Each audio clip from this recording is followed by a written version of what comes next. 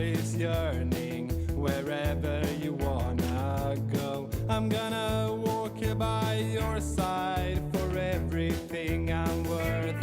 And if the journey makes you stumble or the road is far too long, then backwards we will wander. I will never turn around, 'cause I know everything you said, everything you've done, whatever you want, whatever you need, rely on me.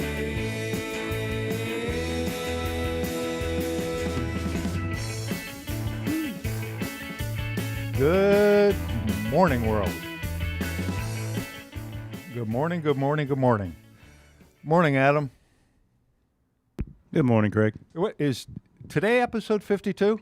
52. 52. 52 of these. Unbelievable. And they said it wouldn't last. My name is Craig Lockard, and I am the main host of the Recruiter Podcast, which you are watching now live on Automax Facebook page and Automax Recruiting Facebook page and Automax Recruiting YouTube channel. I hope you enjoyed today's show. It's going to be a little bit different. This show is in part brought to you by Automax Recruiting and Training, Automax Hire, and MaxSafe Consulting. We're number one in everything. It's as simple as that. And I want to talk about something before I get started with the show. Today's show is entitled Big Fish, My Journey, 1970 to 71, on the Road. Now, I know it's called the Recruiter Podcast, and I'll try to draw some parallels to this crazy story that you're about to hear, to automotive and to recruiting a little bit. Before I get started, I want to cover something that I've covered at the end of a couple shows, and I want to talk about YouTube analytics for a little bit. Now, I think Facebook's probably a little bit different, but YouTube analytics say that the average watch time for a YouTube video is 5 minutes and some odd seconds. Now, in a long-form podcast such as this, that sometimes some of these have been 4 hours. Today's not going to be 4 hours, so everybody relax. Ours is like 20 minutes. So very seldom in any podcast of any length, unless you're Joe Rogan, does anybody see the end of the podcast. And a couple of times I've talked about this at the end of the podcast. And I really need car dealers, car salesmen, managers, whatever. I need you to listen to what I'm about to say. It's very important. And I've seen it a lot, and it's happening. It's happening a lot. So here's what's going on. And this is the most political thing I'm going to say. I'm not going to get into everything that's happening. But I am going to talk about COVID for a minute. I'm going to talk specifically about masks, hand sanitizer, social distancing for a minute, from a matter of good business and potentially bad business and potentially worse. I see all the posts. I get constitutional rights. I'm tired of all this. No one's going to tell me to wear a mask. No one's going to tell me how to do this and do that. I see a lot of it in groups, I don't go and look at what everybody does, but I'm thinking most of these are salespeople. Let me give you, what's happened already, what is currently happening, and what's definitely going to happen in the future. Good friend of mine's a lawyer. And here's where some of this information comes from. You've already seen it a little bit. A customer walks into a dealership. No one's wearing masks.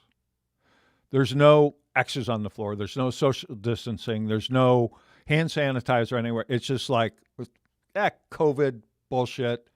It's not real. And we're all good here. And it's business as usual. That's your right as an American. I totally get all of it. And I'm on board with it. I hate wearing a mask, going into a place wearing a mask. I hate it. I can't wait to get it off of my face. I totally get it. Now, what you've seen, if you watch my timeline daily is filled with two things.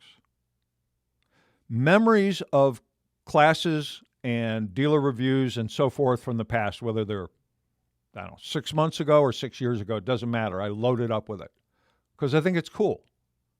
And it's obviously marketing. You'll also see current pictures of our classrooms and our trainers that are on site. That's part of our business, is where what we call a recruiter trainer will come to the dealership, hold the interviews at the dealership, and do some initial training. It's one of the services that we offer. And we made this decision very early on. No one was real excited about it. But they all are required, all the Automax trainers, to have their own stock of masks, hand sanitizer. Some of these guys carry Lysol and so forth. They're buying it, when they're locally. And they practice social distancing. You'll see it in the pictures. Now, I don't know what some of you think about that.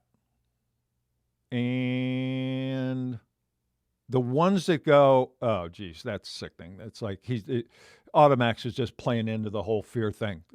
Bullshit. Okay, because here's what's happening. You're already seeing it in reviews. Here's the way the world works, ladies and gentlemen, in the automobile business. There are bad people out there. There are people, gosh, I am going to get political. There are Karens out there, or Kens, whatever you want to call them, male, female. There are people out there that are just nuts. They're not stable humans. And they walk into your dealership and they see things and they interpret them as you not being concerned about their safety or anybody else's safety. They leave, they go home, they're going to blast you on a review site. They are going to blast you. I've already seen it. I've seen it a number of times. That's best case scenario. Let me share with you what's happening real world right now, right from the lips of a lawyer friend of mine.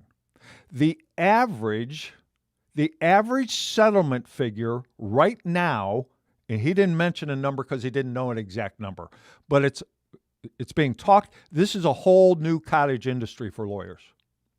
The average settlement figure is in excess of $54,000. So a person walks into a dealership. Let's say they're there for a job interview and we, Automax Recruiting, is not there doing the job interview, but you are. You're in a closed office. You're 3 feet away from the person. You don't have a mask on, hand sanitizer, nothing.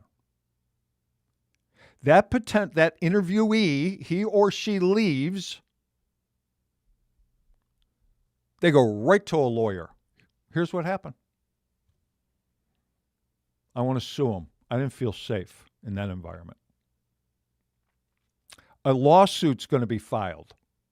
$1 million. Whatever. He or she's going to settle, and a dealer going to write a check. And supposedly the average of that check right now, is in excess of $54,000. Customer walks in. Didn't get together on the trade, didn't get together on the price, didn't get together on the rate, didn't get together on whatever. Or they're just nuts. They leave the dealership, they go right to a lawyer and say, I felt unsafe at this dealership. They didn't practice this, that, another thing. No one was wearing masks. I'm going to sue them. If you don't think that this is happening, your head is in the sand. Now, if you want to run your business that way, dude, it's your business. Run it however you want. I don't agree with any of it. I think these people are nuts. But I'm telling you real world here. So when you see a picture on my timeline of our recruiter trainers practicing safety, don't go, oh man, they've bought into the bullshit. No, we're protecting ourselves, our liability, and the dealer's liability. That's what we're doing. What are you doing other than showing how macho you are? Male or female? Doesn't matter. I see it from both. All right, wear a mask. What's the big deal? Because I'm telling you right now, one of you is going to get your dealer jammed up. You just flat out are. And frankly, I don't know if there's enough censorship on social media right now to drown what there's too much. It's out of control. However, in saying that, I would be very, very, very careful as an employee of an automobile dealership that you're not representing your dealership as being an unsafe place to come visit. Because that'll come back to bite you in the ass. Someone's going to sue your dealer. That's a fact. The possibility is a fact. So I wanted to get that out of the way now. Oh, and I'm going to throw a little pitch in there with you. Put this onto your dealership. Go to the site, MaxSafe, all one word, consulting.com. Look under PermaSafe. Take that to your dealer.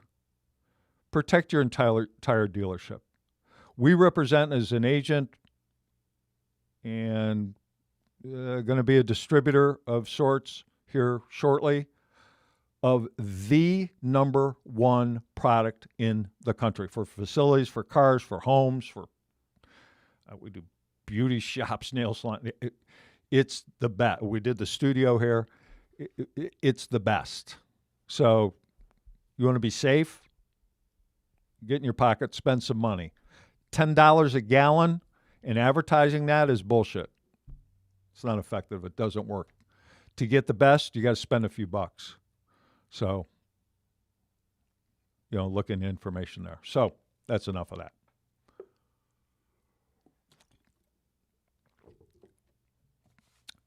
Today's podcast, Big Fish.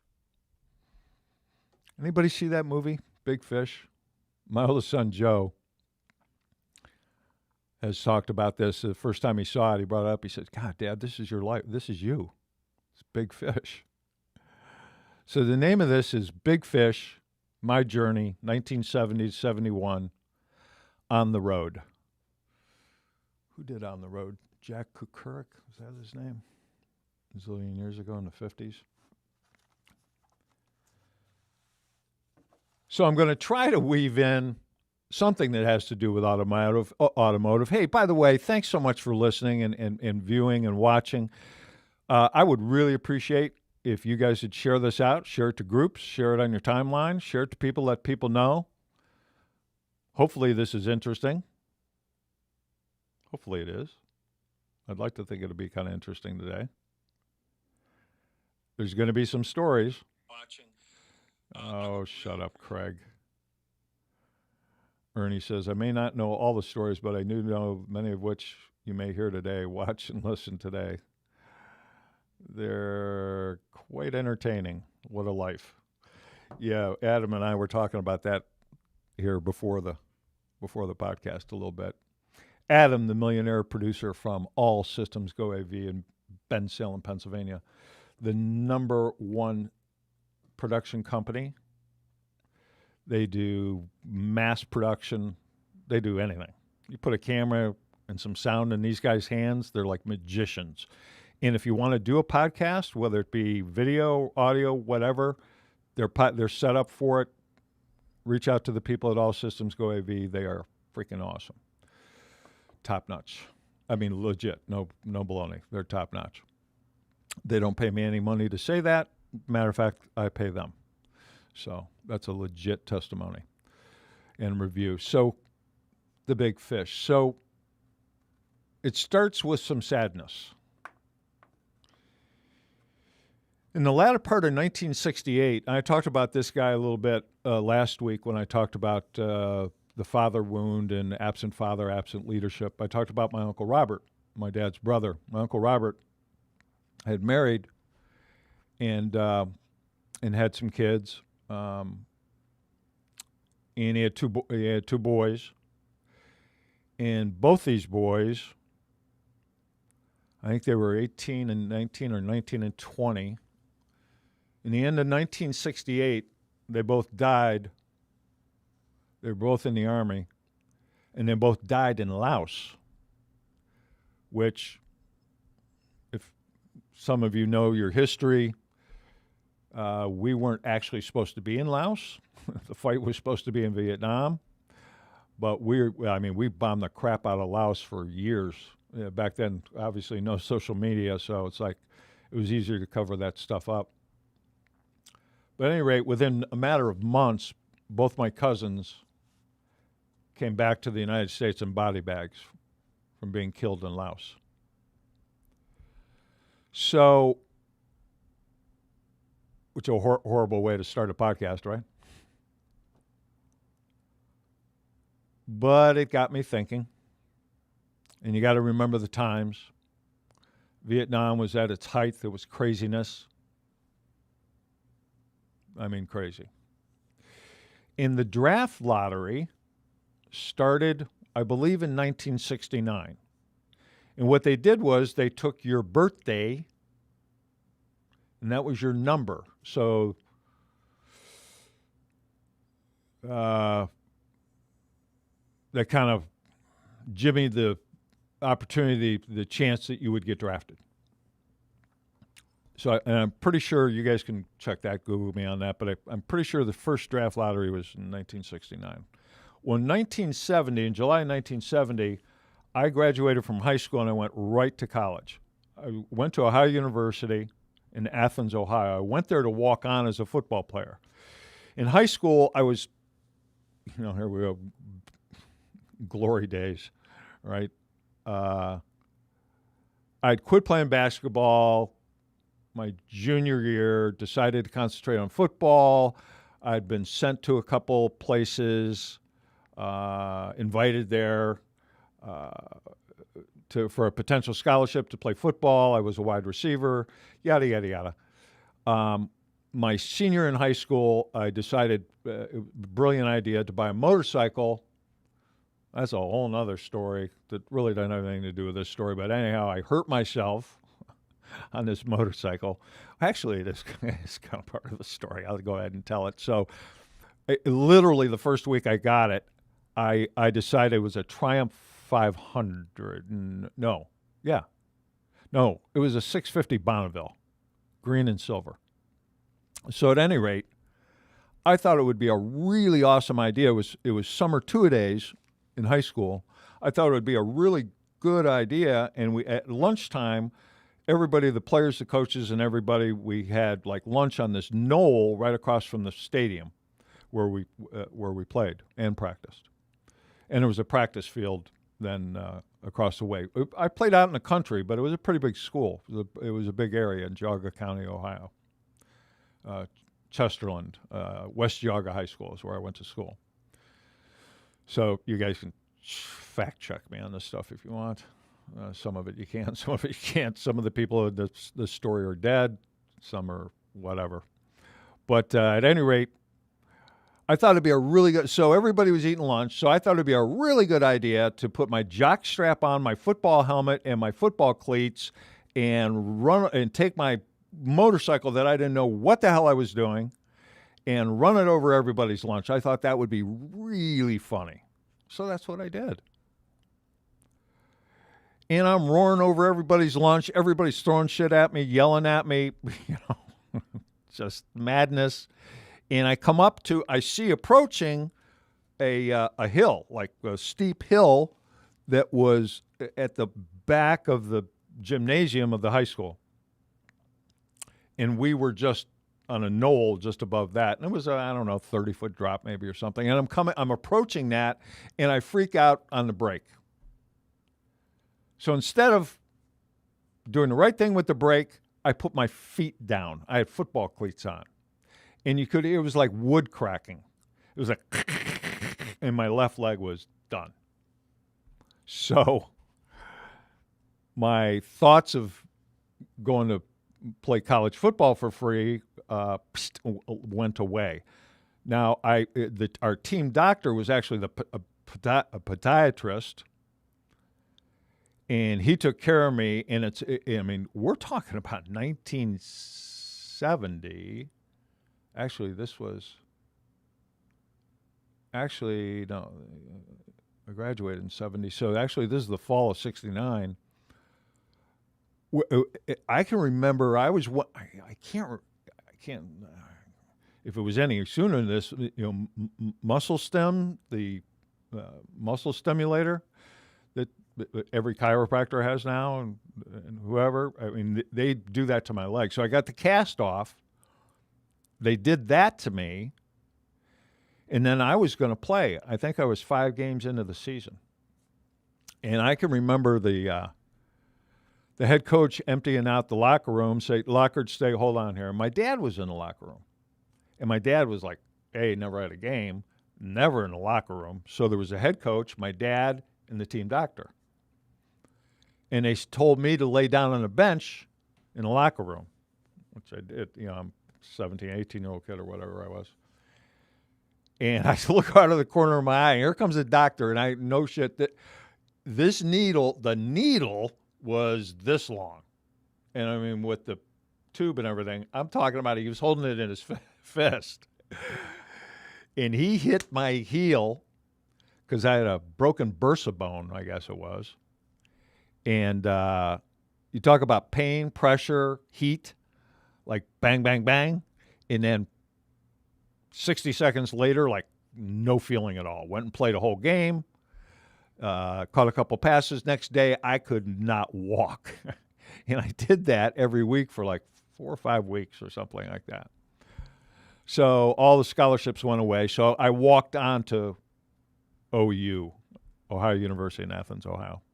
I was a tackling dummy for about a week and a half and quit because, it's like I was competing against like 23, 24-year-olds that had come back from Vietnam, were married, had kids, like actual men, that actually had fully developed frontal lobes, unlike me, who was a knucklehead kid. So I decided I'm not going to be a tackling dummy. I'll be a hippie instead. So I can remember it was early July, and I don't know, you can Google this. I don't know when the draft lottery was in 1970, but it was early in July. It was somewhere around July 4th. And we had a party. At the time, I lived in a dormitory called Bush Hall that was at the bottom, if anybody knows Athens, Ohio, or Ohio University. It was at the bottom of what's called Jefferson Hill. It was this, to call it a hill is a misnomer for sure. It was like a right angle. It was it was amazing. It was like a workout going up and down the thing to get to town. But at any rate, so we're going to have a draft party. And everyone thought it'd be very cool to wear a placard with your birth date. Mine's October 28th. So have your number 28 on your placard. Everybody's getting stoned, tons of weed, all kinds of drugs, and a lot of liquor, cheap beer, whatever it was. And we're just having a good old time, and they're announcing the draft lottery. I don't know if it was on the radio. I don't know how we got it. I don't recall. I was pretty wasted, frankly. So they're going through the numbers, and boom, October 28th. And it was like the room went silent. And everyone looked at me, and I don't know, there's probably 30, 40 people there. all wasted. And it was like, oh, shit. I just got drafted to go to Vietnam. My cousins have been killed there. It was like, wow. It kind of brought down the tone of the party a bit. So fast forward to after that, I just partied. I mean, partied. I partied so much. I remember one time I was uptown. I walk into a bar, and I run into this guy that I went to high school with that I didn't know went to Ohio University. It's a big school. I didn't know he was going there.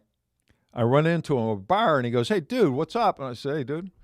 He said, "Hey, so-and-so calls your name every day in journalism." The professor. I said, "Journalism?" So yeah, he calls your name every day. I said, "Seriously? Did I sign up for a class and forgot and didn't go?" So I go back to my room, go through my papers, and sure enough, sorry, Mom and Dad, because they actually paid for that for a few quarters there. I took a class, never went, forgot, didn't go. So I walk in, it's the end of the quarter. I walk into the classroom, introduce myself to the professor to take a final.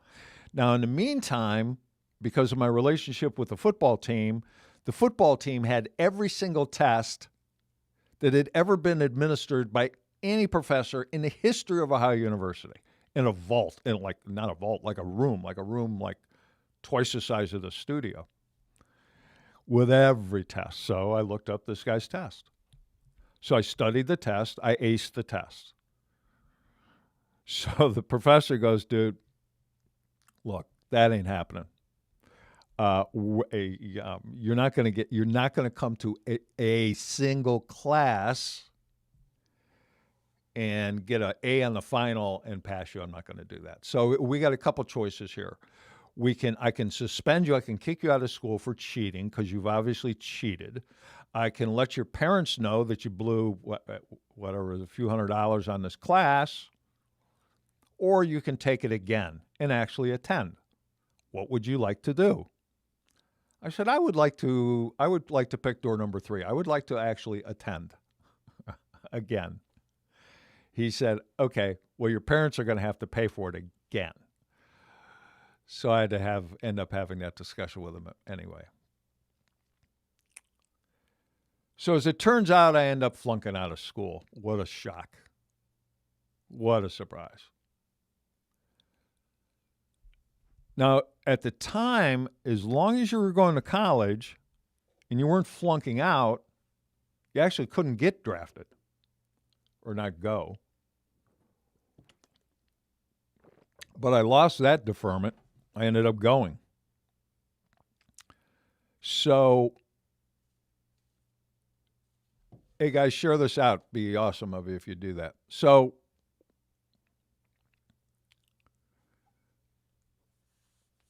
I get my notice to go to the draft board to do my testing for the draft. So, and I don't know those of you guys that have been out there that have ever had to do this, but it's an interesting day. There's a bunch of guys, all basically the same age. At that time, I don't think there were a lot of volunteers there. I think that probably most of them had all been drafted. But at any rate, you got to take this test. One of the tests was a hearing test, and they put a beeper, like a knob in both hands. And when you hear a beep in your right ear, you get the right side, left side, and so on and so forth. And I'm just sitting there just beeping away. Just da-da-da-da-da-da. I'm going to flunk this because I'm going to get out of this. I ain't going to Vietnam. Oh, crap.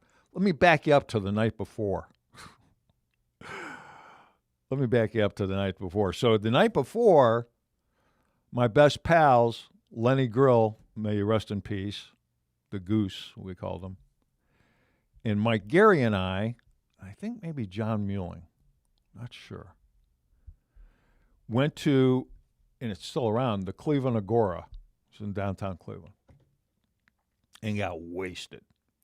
And so we were at the top of a hill somewhere. We drove somewhere, and Lenny, the goose, he had a trick knee, bad knee, great athlete, amazing athlete.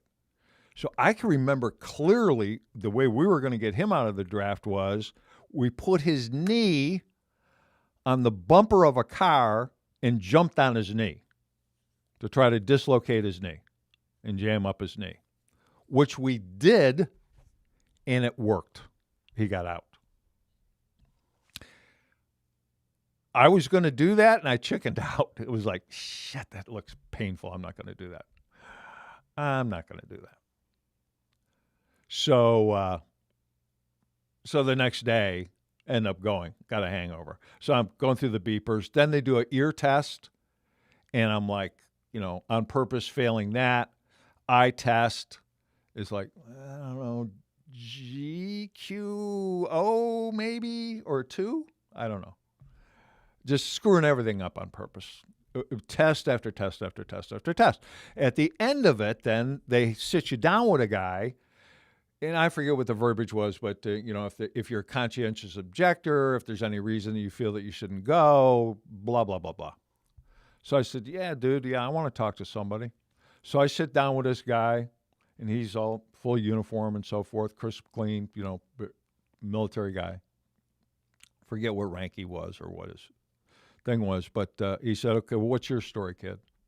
I said, well, here's the deal. I'm a drug addict. I smoke a lot of weed. I smoke weed every single day. Matter of fact, I'm stoned now. And probably wouldn't be a really good candidate to be in the Army.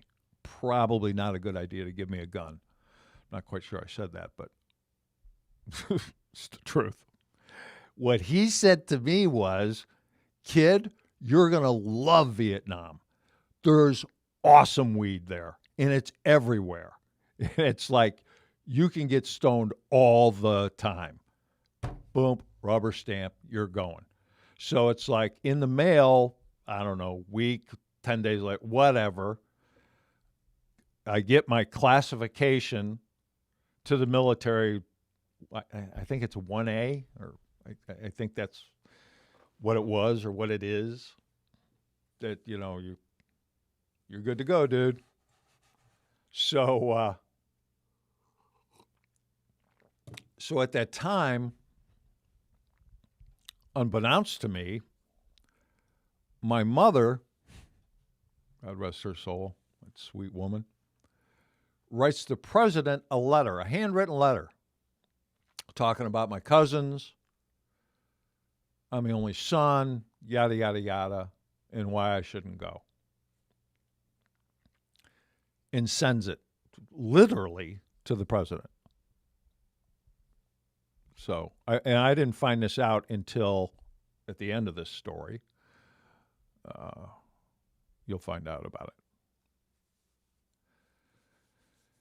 So I'm up to now so I'm still going to college. I'm still going to OU, and I'm just hanging out, partying. And, my parents are paying for it. Like I said, they paid it for a couple quarters. I ultimately ended up going back I went to Kent State for a while, and then I went to Northwood Institute, which is an automotive marketing school. So, and just a sidebar for a minute here, ladies and gentlemen, there'll be some automotive stuff here, and I think that along the way, some of these stories might add up to probability,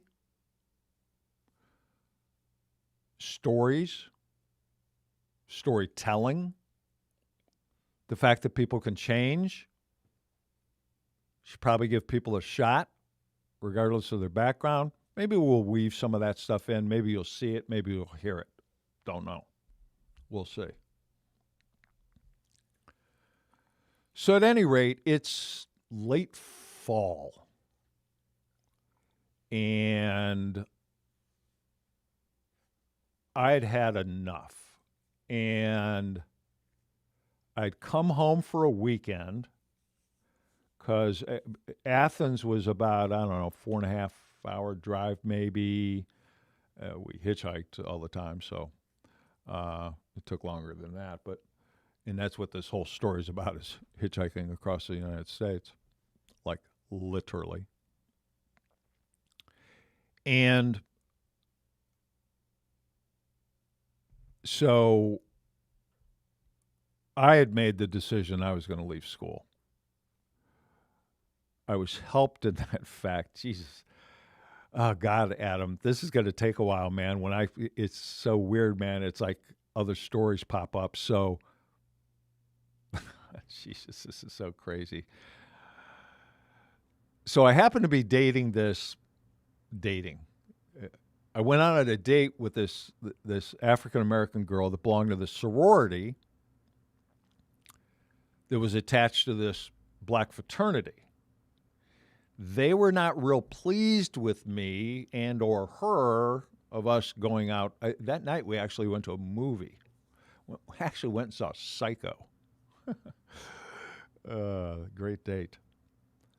So I'm walking back. We're walking back. I'm walking her back to her sorority. We're in an alley in Athens, Ohio, uptown. And like a legit alley. I look in front of me. There's two guys in front of me. They didn't look happy to see us. So I turn around. There's one guy behind me. So it was decision time. At the time, I was a pretty big guy. But there's three of these guys. So I told her, I said, just stand over the side here. And I went full steam after the one guy at the one end. So I clip him, but a long story short, one of them had like a little pocket knife. I got a little stab in the back, still got the scar. It's awesome.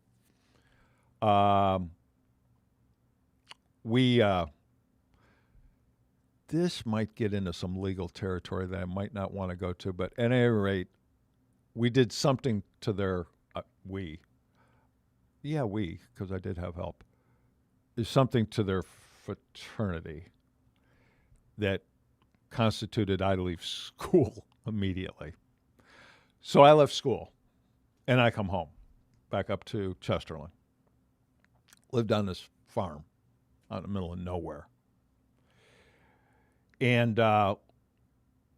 that weekend, and it was cold, as I recall.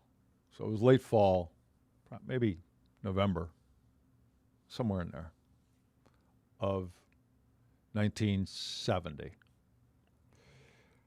And me and the Goose had tickets to go to a Steppenwolf concert at the Cleveland Auditorium. Steppenwolf. Born to be wild. Is that Steppenwolf?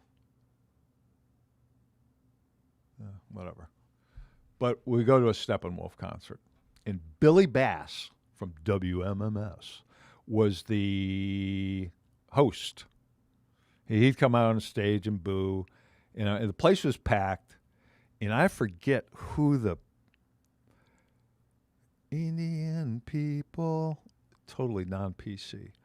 Forget the name of the group, but Little River Bands, something like that. They sucked.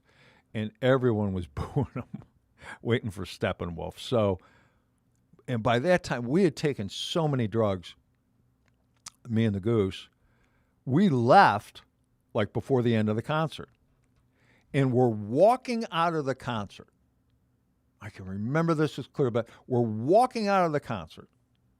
I have $11 on me. $11. A 10 and a 1. And the Goose has a blank check, a personal check, and some change. I have a shawl on, blue jeans, bell-bottom blue jeans, high-heel boots, hair tied back in a ponytail, hippie.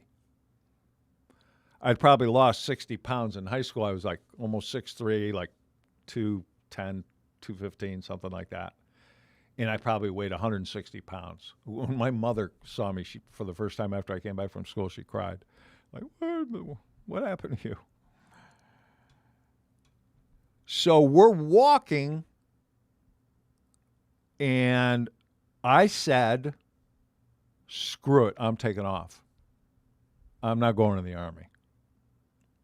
All right, dude, let's go, the Goose said. So at night, probably a Friday or Saturday night, we get on I-90. It's called the Shoreway in Cleveland, heading east, and start hitchhiking, right? And it's, I don't know, 11 o'clock at night, midnight, something like that.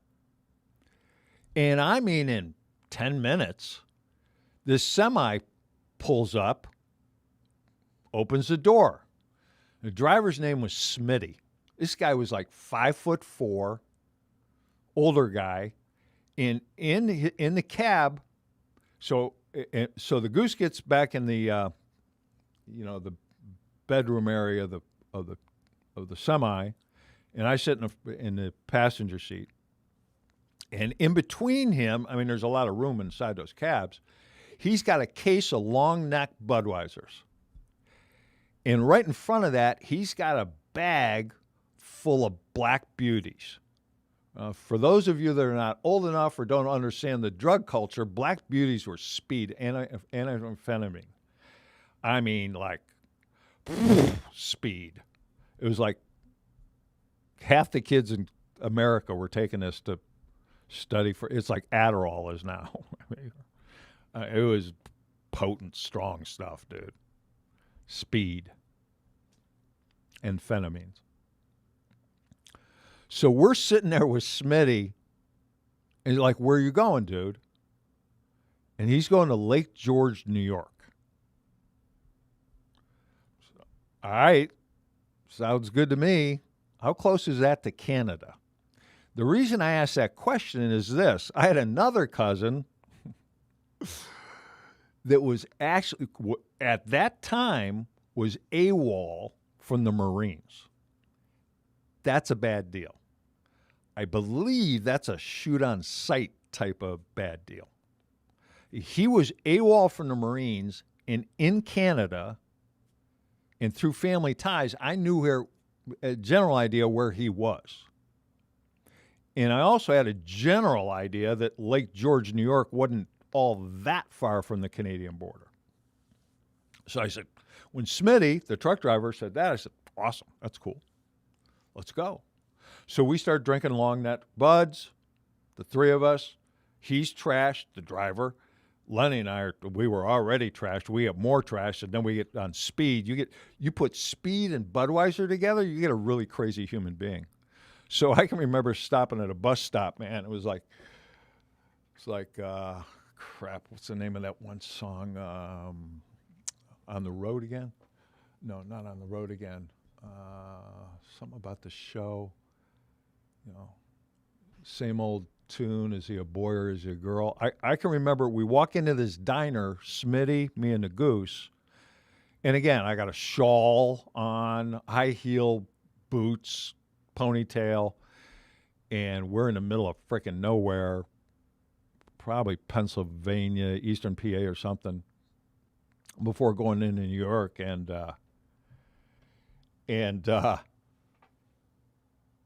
it was pretty crazy. All these guys, whistling and, hey, come on over here, pretty boy, and this and that. And Smitty, the truck driver, I give him his props, man. He said, hey, leave these guys alone. They're cool. They're with me. So, and they did. So, hey, guys, share this out, will you? Share this stuff out. I see some first-time people on here I haven't seen in a while. Pretty cool. Gloria Malone Clark. Hey, Gloria. Good to see you. Scott Klein, I hear the acid and NAM was good too. Don't know. Probably. Craig Nichols, gotta love a hippie. Yeah, right. That's right, dude. Peace, love, dope. So, long story short, we end up at Lake George, New York. So Smitty drops us off. It's raining. I don't know, we're in this like little town like outside of actual Lake George, which is a actual town. I went years later, went back. It's a pretty cool place if you have money. I was dating this is a cliche, French model for a while, and her and I went there, and Lake George is pretty cool when you have a couple dollars and a French model. But At the time, it was not so cool because I was with the Goose and we had $11 and a and a blank personal check. So we go to a church and we knock on a church door, and whoever answers, and gave here's who we are. We need some help, and gave us 2 pup tents, those little tents, and a little collapsible shovel. It was raining. And so we go to the perimeter of the lake somewhere. All I can remember is a bunch of pine trees and some other campers. So we go there and a downpour started. I mean, we got our tents up and a downpour started. And I mean, water's rushing through there. We dig trenches through the tents for the water to go through. Didn't sleep much.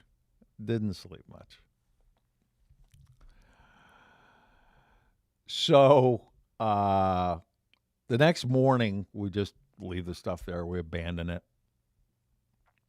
And we got a ride or two and basically walked into Canada, like literally walked into another country.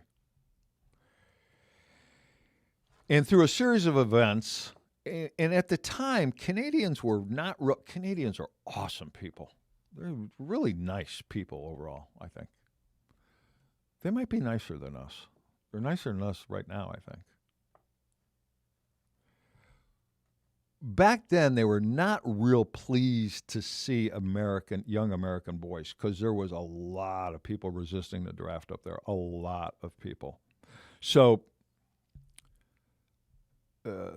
through some connections that I probably should not talk about, but through some connections, I ended up I didn't find my cousin that was AWOL from the Marines, but I found the people that took care of him and hooked him up. And we stayed there for about a week. This old house, big front porch. There had to be 15, 20 people there, man.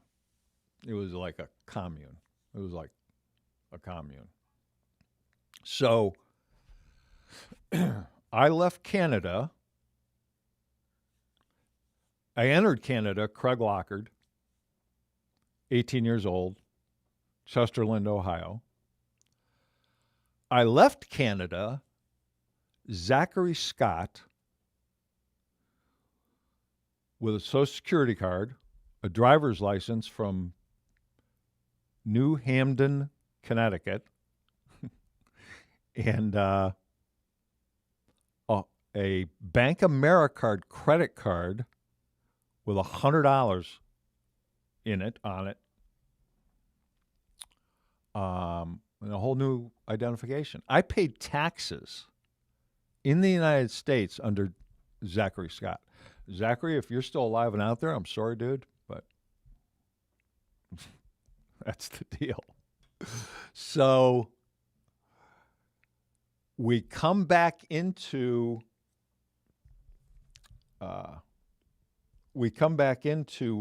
the U.S. I want to make sure I get this right here. Yeah. So I'd gone to OU. I'd met this girl there. And this girl's name was Polly DeCanto. And Adam, I've already forgotten. What was the name of the movie we were talking about the girl in the red bathing suit coming out of the pool? Fast Times at Ridgemont High. Yeah, Fast Times at Ridgemont High. So I would assume most of you guys will remember the scene I'm talking about where I forget what her name was. Do you know what her name was, Adam? How hard would it be for you to Google that? What was that actress's name? Phoebe something, right? Phoebe, yeah, right? I believe so. Looking it up right now. Phoebe something. She walked out of the swimming pool in this red bathing suit and then flashed to actually nude. And it was like Phoebe Cates. Phoebe Cates. That's right. Thanks. Good job, man. Phoebe Cates. So this Polly DeCanto was a doppelganger to Phoebe Cates. I mean, dead ringer. Dead ringer. And her and I became friendly, and there was a blonde, I forget her name, but we'd become friendly at Ohio University. she lived in the same dorm, actually. And she lived in a town called Winchester, Massachusetts. So through a series of drives and moves, I end up trying to see her. I had her address. So go to her house unannounced, me and the goose. And the goose took off then that night because she wasn't home. So, oh no, shit, that's not true. No, he didn't leave till later. Yeah, that's that part of the story. Yeah, that gets worse. So we got no place to stay when we're in Winchester, Massachusetts. Now, you guys, if anybody knows, you can verify all this shit. So Winchester, Mass is like a pretty affluent area, and there is a park there. At some point of the park, across the street or road or path, was a police station. So we decided we had no place to stay, and I didn't want to spend the $11, the $100 on the credit card, or the blank check yet. So we decided to sleep on park benches. So, I mean, like a legit park bench. So, I mean, I don't know what time it was, whatever. It was late. We actually fell asleep. I feel this bang, bang, bang on the bottom of my foot. It's a cop smacking me with a baton. Rightfully so. I was asleep. I was like a bum in the park.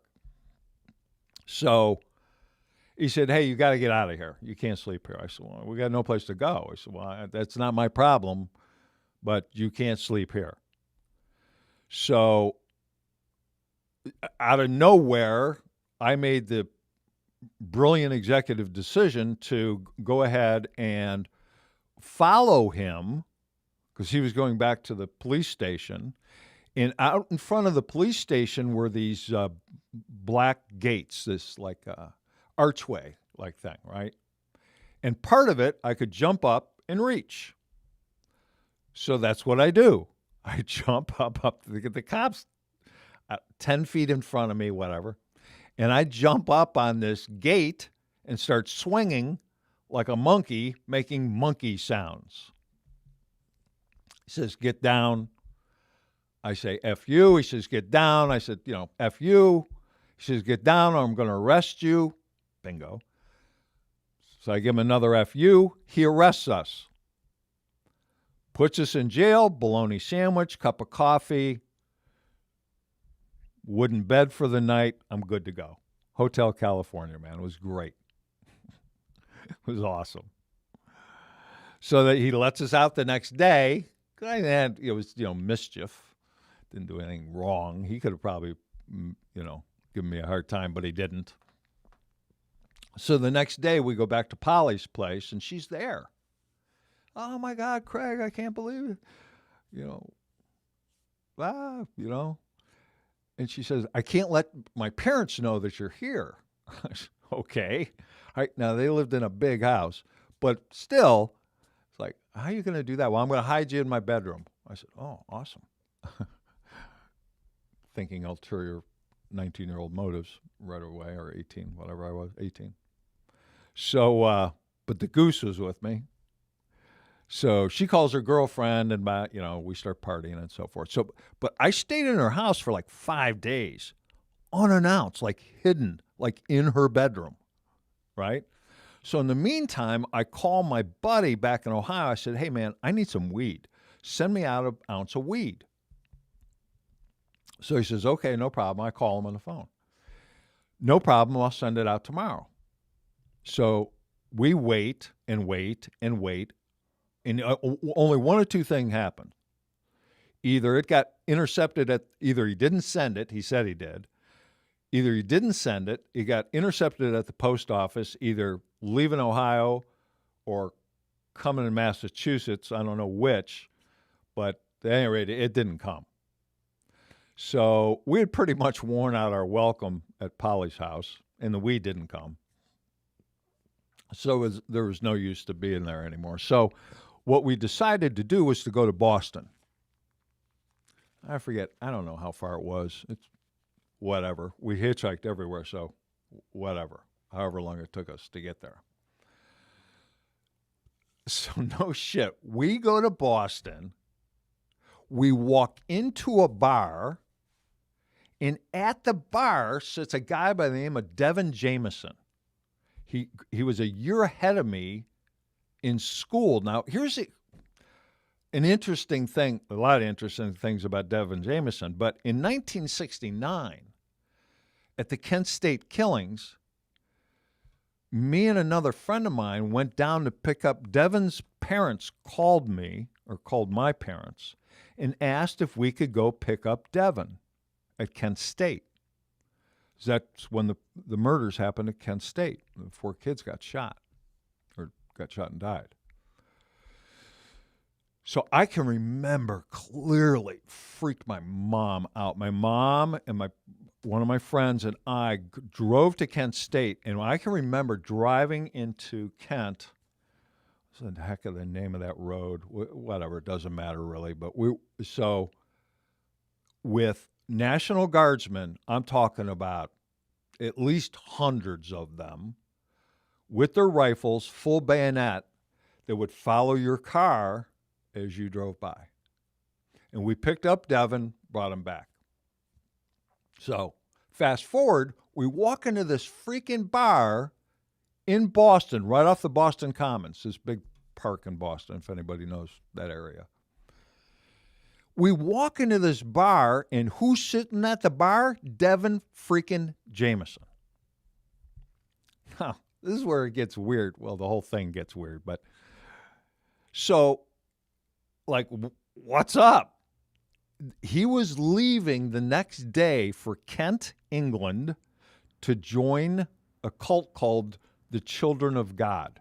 I think it's around still today, like Hare Krishna on steroids type of thing. Maybe worse than that. Probably worse than that.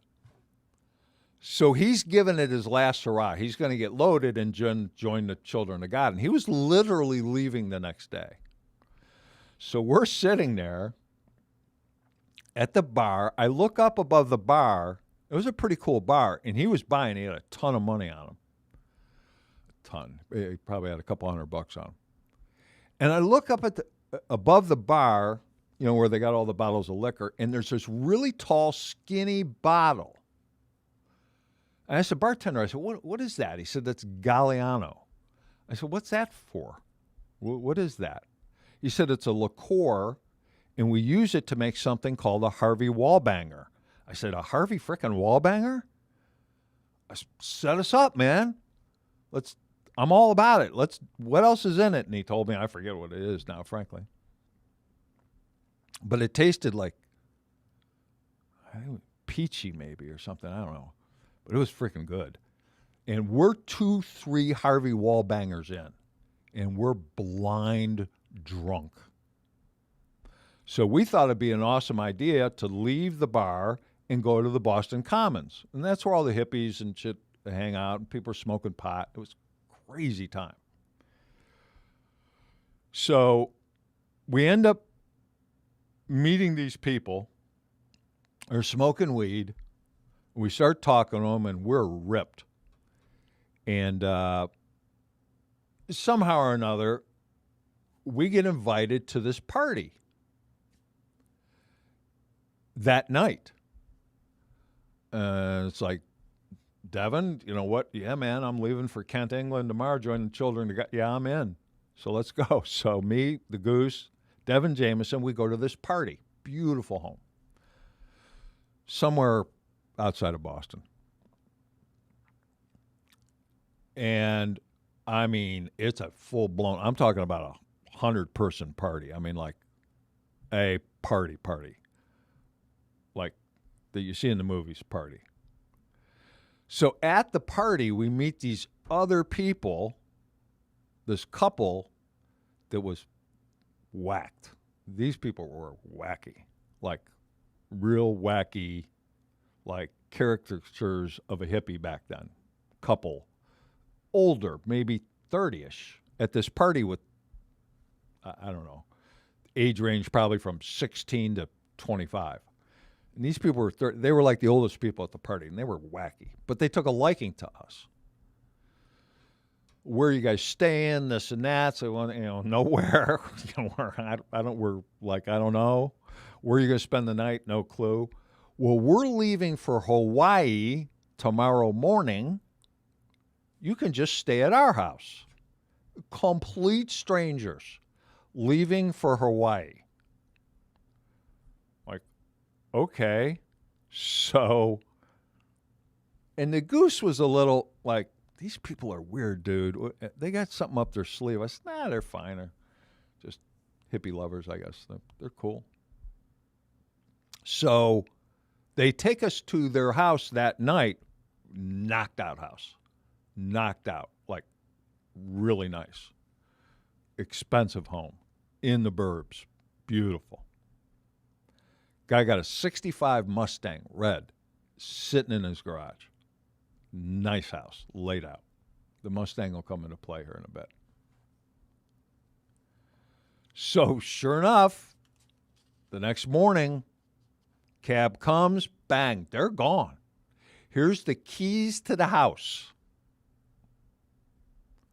And the keys to the house were the keys to the Mustang. So, food there, fully stocked refrigerator, beer, alcohol, you name it. For running a house. These people had met us the night before. We were maniacs, and they gave us their home. So, I don't know if it was, I don't know. That day, the next day, whatever. I never had, and we at that time for sure, never had a plan B. It was minute by minute, like literally. So I don't know, it was the next day, day after, whatever. We decided we should probably take that Mustang for a spin. That's a 65 Mustang. So, wouldn't start. Lenny worked on it, got it started somehow. So at this point in time, Lenny divulged to me that the check that he had burning a hole in his pocket was no good. There were no funds in the bank to cover this check. I have a credit card. I didn't know anything about.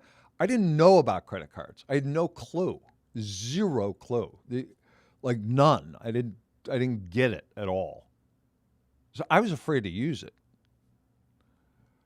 It was under an assumed name for one, so that kind of scared me. It was for emergency purposes only. So we decided we wanted steaks. There was no steaks in the house, and we needed more beer or some shit. So Lenny, in casing out the house, finds this coin collection of this guy's. I have, to this day, no idea of what it consisted of, what it was worth. I can remember there were buffalo head nickels in there, though. I can remember that. And some silver dollars. I can remember that. Now, when I'm talking about a collection, I'm talking about a stack of books. For those of you listening that are not watching the podcast, I don't know, 2 feet high, full of coins. There could have been $10,000 worth of coins there. I have no clue. So we leave to go to the grocery store to buy beer and steaks and whatever, lobsters maybe.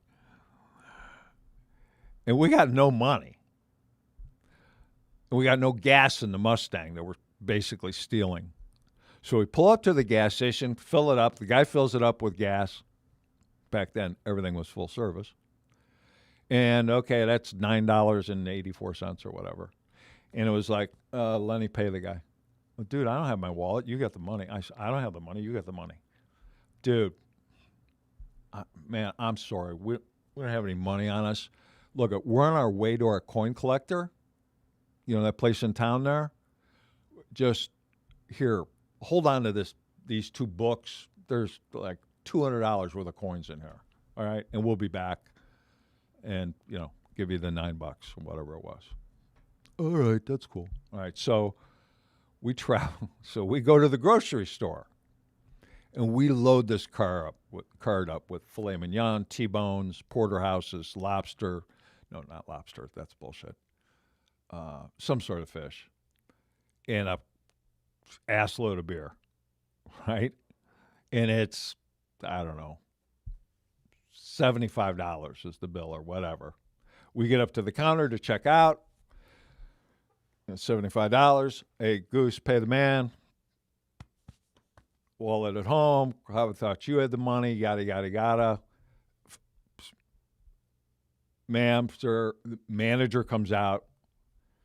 Mr. Manager, Lenny went out to the car, got another stack of the books of the coins.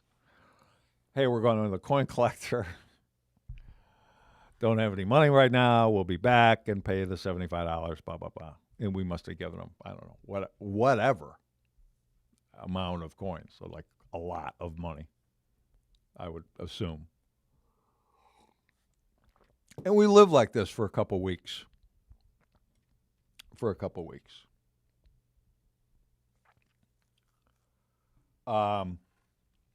At that point, Lenny decided, see, he didn't get drafted. I did. So Lenny was just kind of along for the ride and for the adventure. So at that point, he decided he was going to go back to Ohio. I decided not to do that. So I decided to keep hitchhiking. So I end up in a town called Meredith, New Hampshire. And I run into another guy that I went to high school with in Meredith, New Hampshire. Now, this guy ran this camp for inner city children out of New York City. Out of New York City with like legit teepees, like a huge, sleep 5 teepees. And there had to be,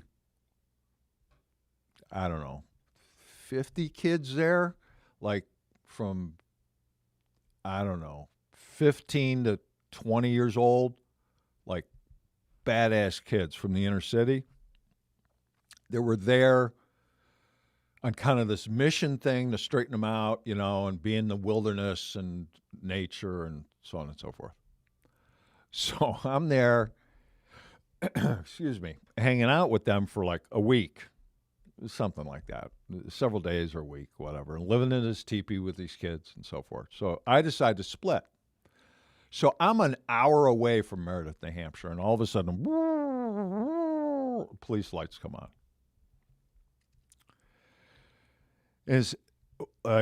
They pull me over. I'm hitchhiking. It's like, where are you going? I said, well, made some shit up because I had no clue. Whatever road I was on, I was headed south. So whatever I said at the time didn't work. So they arrested me for hitchhiking, which at the time, I could still be illegal. I'm not sure. But at the time, in that state, or at least in that city, it was illegal to hitchhike. And outside of Meredith, New Hampshire. So they arrest me. They put me in jail. They took my belt so I wouldn't hang myself. Epstein didn't kill himself. So they took my belt. At the time, I had this string of roach clips on a feather that I wore on my jeans. And there had to be, 15 roach clips on there. Real hippie stuff. The cop asked me, so what is that? He says, when they check you in, I said, those are trinkets. So he writes down trinkets. So, and I had, I had a couple dollars on me. Somehow, I forget how, but I had like maybe $18 on me, something like that, whatever. So they arrested me, and then they told me the next day or the day after they were going to bus me up to Maine. I think it was Portland, Maine, or somewhere in that area, and I was going to pull potatoes out of the ground on this farm to work off my fine. Okay. So they bust me up with all these other criminals to this farm in Maine, pulling potatoes out of the ground. If you've never done that, it's a filthy job. It's not fun. So I did that for, I don't know, 4 or 5 days, something like that. I come back and they said, okay, you're released. You worked off your fine. I said, okay, well, what do I do next? Because I didn't magically buy a car, while I was pulling potatoes out of the ground in Maine. The first couple days, they bought burgers and stuff for me out of my own money. So out of that $18 or whatever I had. They ultimately booked me as a vagrant. You had to have $30 on you or you were considered a vagrant. So I got arrested for hitchhiking, but booked as a vagrant. I said, dude, you let me out now. I got less money than I had when you arrested me. So I see some new names on here. I hope you guys are enjoying this crazy thing. It gets crazier. I can assure you of that. So they said, we don't give a shit. Walk. So I pretty literally walked out of the state of New Hampshire. Walked out. I ended up going to Vermont. In the meantime, I spoke to Lenny. He was bored. So he said, why don't we meet at your aunt's farm in Vermont? She lived in Springfield, Vermont. So we did that. And he came out there, and we stayed there for a few days. And then my buddy, the goose, Lenny, laid this bum check on my aunt for like $100.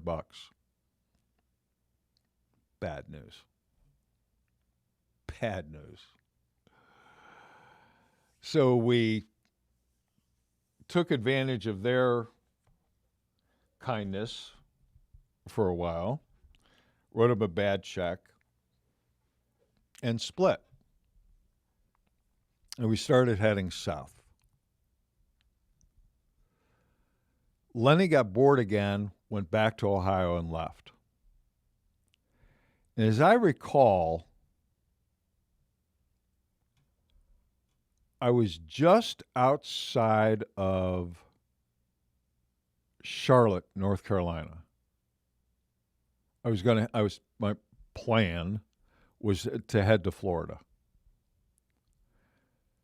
And I think I was, what's just south of Charlotte in South Carolina? South Hill or,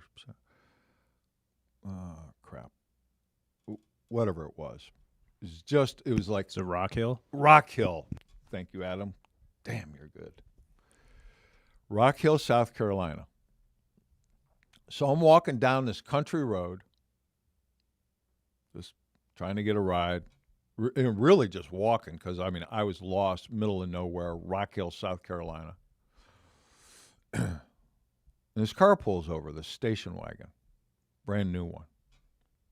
And this beautiful woman rolls down the window, says, "You need a ride?" Absolutely. Now let's see, time-wise, where are we at here? Probably,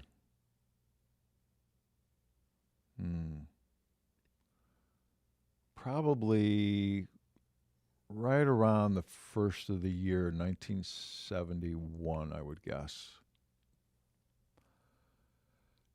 So I'm 19. This woman's, I don't know, 40 maybe, late 30s, and very attractive and very interested. So, you look hungry. I said, yeah, I could eat. So, that ride takes me to her house, which, beautiful home. Evidently, her husband owned a bunch of grocery stores in the area. And he was out of town on a convention somewhere in Kansas or Nebraska or some crazy place. So she was there all by herself for 2 or 3 days. So I couldn't let someone be there by herself for 2 or 3 days. So I took advantage of her hospitality for a couple, 3 days. And kind of a MILF story, if you guys know what that means. And left. And pretty much nothing. And I was on, the highway was, I think it's I-95 that goes all the way down, right? Yeah, to Florida. So I'm on I-95, and I'm just north of Atlanta. And by that time, I mean, my hair is real long. I'm raggedy looking. And I'm just north of Atlanta, probably, I don't know, 20 miles outside of Atlanta, maybe less, probably less. And this pickup truck goes flying by. Hey, hippie, hey, you faggot, get a haircut, blah, blah, blah. And so, I give them the finger. So they see him go across the median. I said, oh, shit, that was not a good idea. And they come back. Now, the one guy is in the truck, in the bed, rather, of the pickup truck, and he throws this shovel at me. A brand new Black & Decker, still had the wrapping on it, but shovel at me while I'm hitchhiking, and he's in the back of the truck. It missed me. It was a brand new shovel. So I walk into Atlanta, basically, as nobody's picking up a hitchhiker carrying a shovel. Nobody's sane anyway. I go to a pawn shop, pawn this shovel off for like $8 or something. $6, whatever it was. So that was my Atlanta experience. And the next place I stopped for any period of time was just outside of Fort Lauderdale. So I forget the name of the convenience stores. It was, were they K-Flix or Circle K or, I mean, they were everywhere. They were like Wawas up here, but they were these just beat up convenience stores. They'd sell gas and just, convenience stores. Excuse me. So I got a job at one. That was actually the second job I got. I got a job painting a house like months before up in, was I in Vermont? I think I was in Vermont at the time. But this was an actual job or an actual paycheck under Zachary Scott. That's how I ended up paying taxes under the assumed name. So this convenience store was basically, not a lot of people paid by credit card back then, and I don't think there was such a thing as a debit card. I don't recall, but I don't think so. So everybody paid by cash. So basically, when the door was open, it was $1 for the door, $1 for the pocket, $1 for the drawer, $1 for the pocket, $1 for the door, $1 for the pocket. So I worked that scam for like 2 weeks, And it was time to go because they were going to catch on to that deal. So I went to a used car lot, legit A1 used cars. And I bought a 63, I think it was a 63 Ford Country Squire station wagon, $100. Like, I think it was $100 on the button, $100. And the guy, I can't remember his name, but whatever, it doesn't matter. The guy gives me in the back, it was a station wagon, so he puts down the third seat and he throws in a case in the back seat of the car. I said, "What's that?" He said, "It's used motor oil. You're going to need it." Okay. Gives me the title to the car. So he must have had the car in looking back on it, had it on consignment or something. I don't know. I don't recall. But I got the title to the car, this piece of junk car for $100 and a case of used motor oil. And my next plan was to go to New Orleans.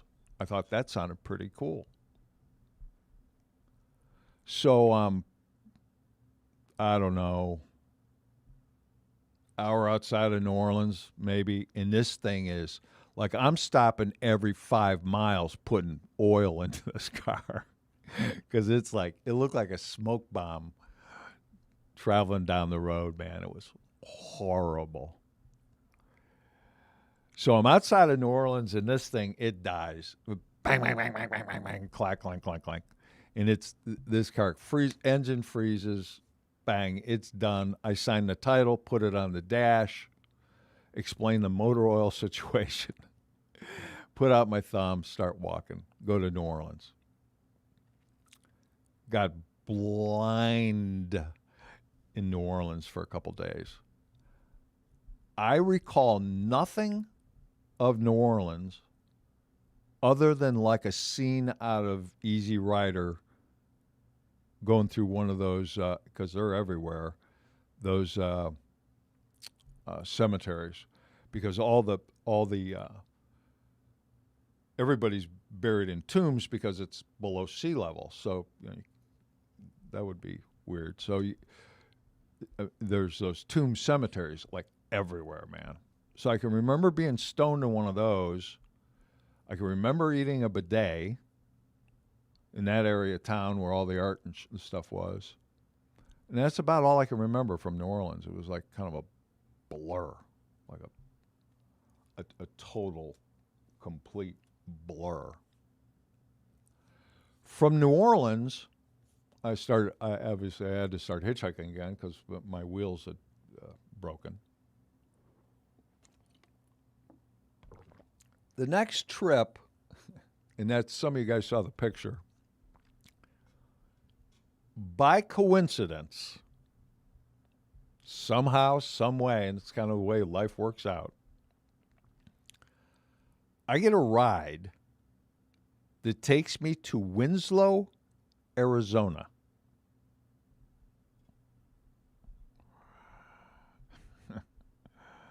There's a girl, my lord, in a flatbed Ford trying to take a look at me. Take it easy. That Winslow, Arizona. And this was before the song. I think, what did we decide, Adam? The song didn't come out until when? 72. 72. So Adam and I agreed that they probably wrote the song about me. That was, you were the girl that they saw. Yeah, right. So I was the inspiration to the song. Take It Easy, I think, was the name of that tune. Maybe, I don't know, whatever. But so oddly enough, so that's what happened. Oddly enough, and it wasn't meaningful, obviously, at the time. It was just another town. I had no clue until, years later, and it was like, oh, shit, I was there. I know exactly where that is. So the next ride, so I stayed there for, I don't know, a couple days, met some people, hung out, partied and stuff. And from there, I get a ride to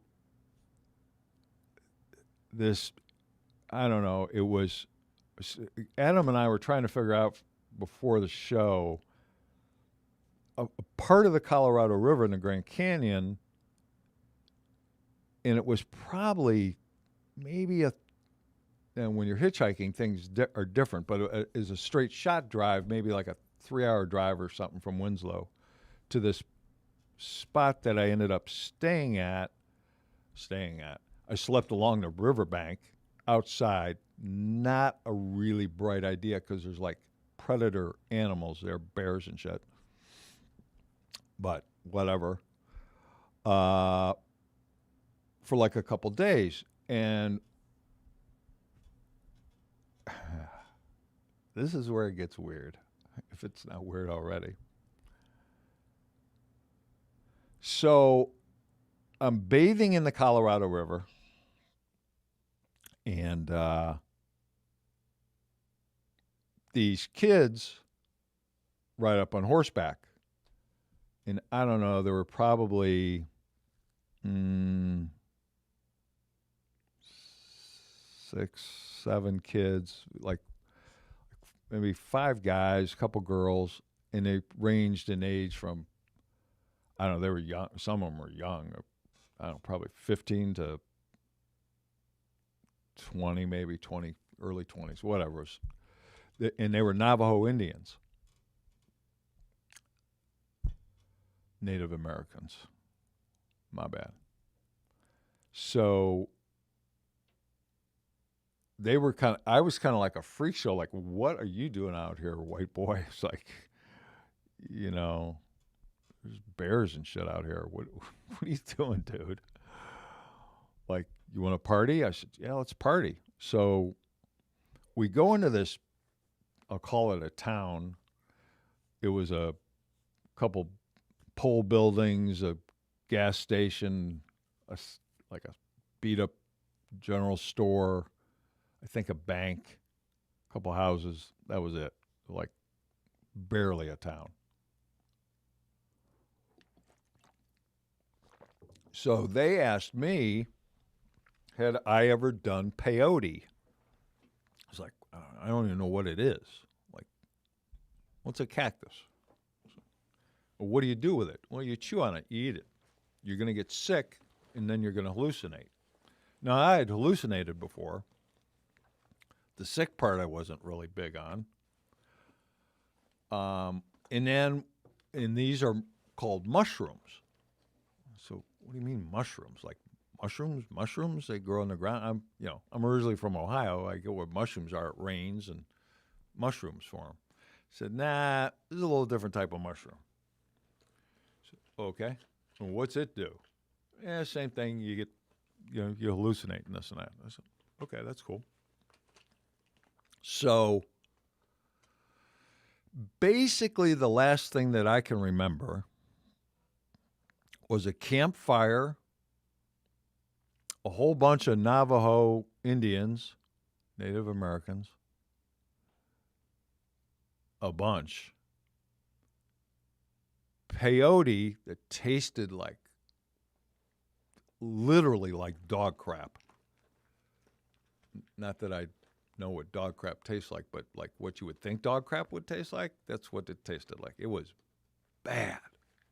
So that's basically, and then I was told that I ate some mushrooms the next day, I was told. 2 days later, frankly, actually. And so I remember getting sick. I remember throwing up violently.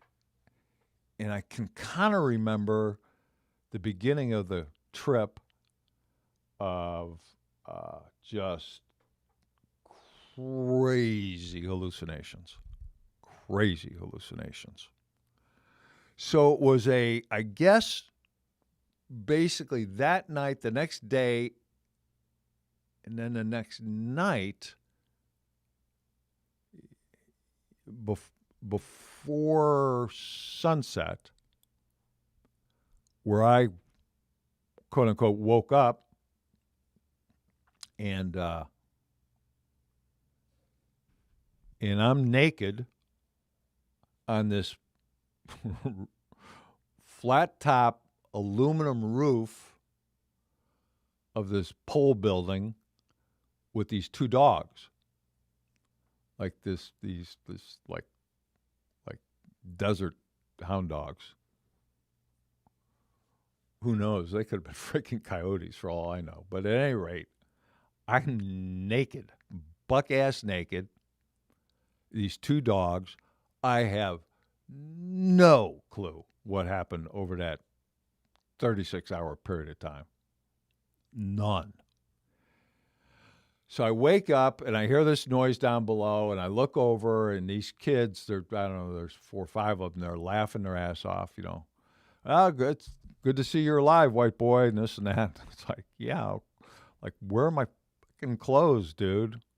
Like, oh, we got them, it's cool. You decided to take them off when you got up on the roof. I said, how did I get on the roof of the building? So we climbed on top of a guy's pickup truck cab and jumped up from there. I said, how did the dogs end up there? The same way. They thought you were cool. I said, okay. Anything else happen I should know about? Nah, you're just real stoned, man. We all were. Like, we were just, you know, riding around the desert, you know, shooting guns and shit. I said, shooting guns? Yeah, we were just shooting at, you know, stuff. So, oh, sounds like good fun. So yeah, we decided to part company at that point in time, which is probably a pretty good idea. And from there,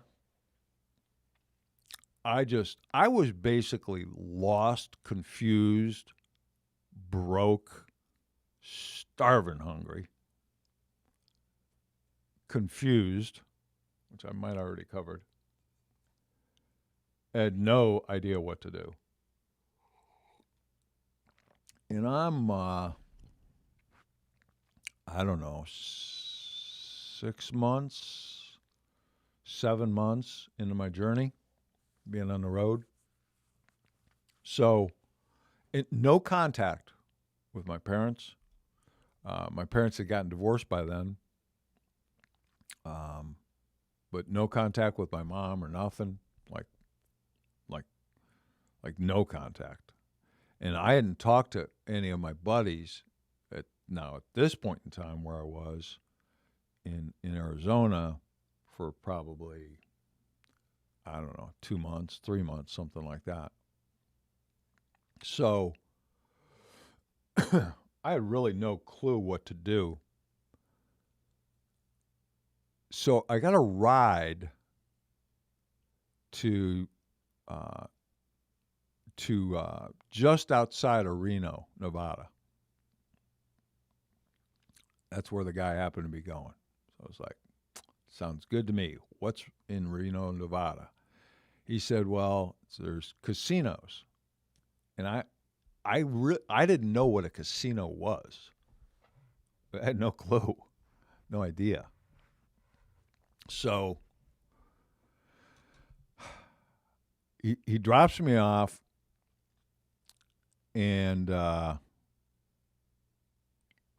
those of you that are familiar with Reno, I actually, what was it, less than 2 years ago, went back to Reno and ended up at Tahoe. I was speaking at a 20 group meeting for all these automotive controllers from these big groups from all over the country. So, and it's, you know, those of you that have spent any time there know how absolutely gorgeous it was. But Reno at the time was, I mean, we're talking 1971 now, was pretty sketchy. Pretty sketchy. So I walk into this casino that was basically it's a beat-up building with some tables and a couple slot machines and so forth. And And I see this old guy at this blackjack table playing blackjack. Sizable stack of chips in front of him. And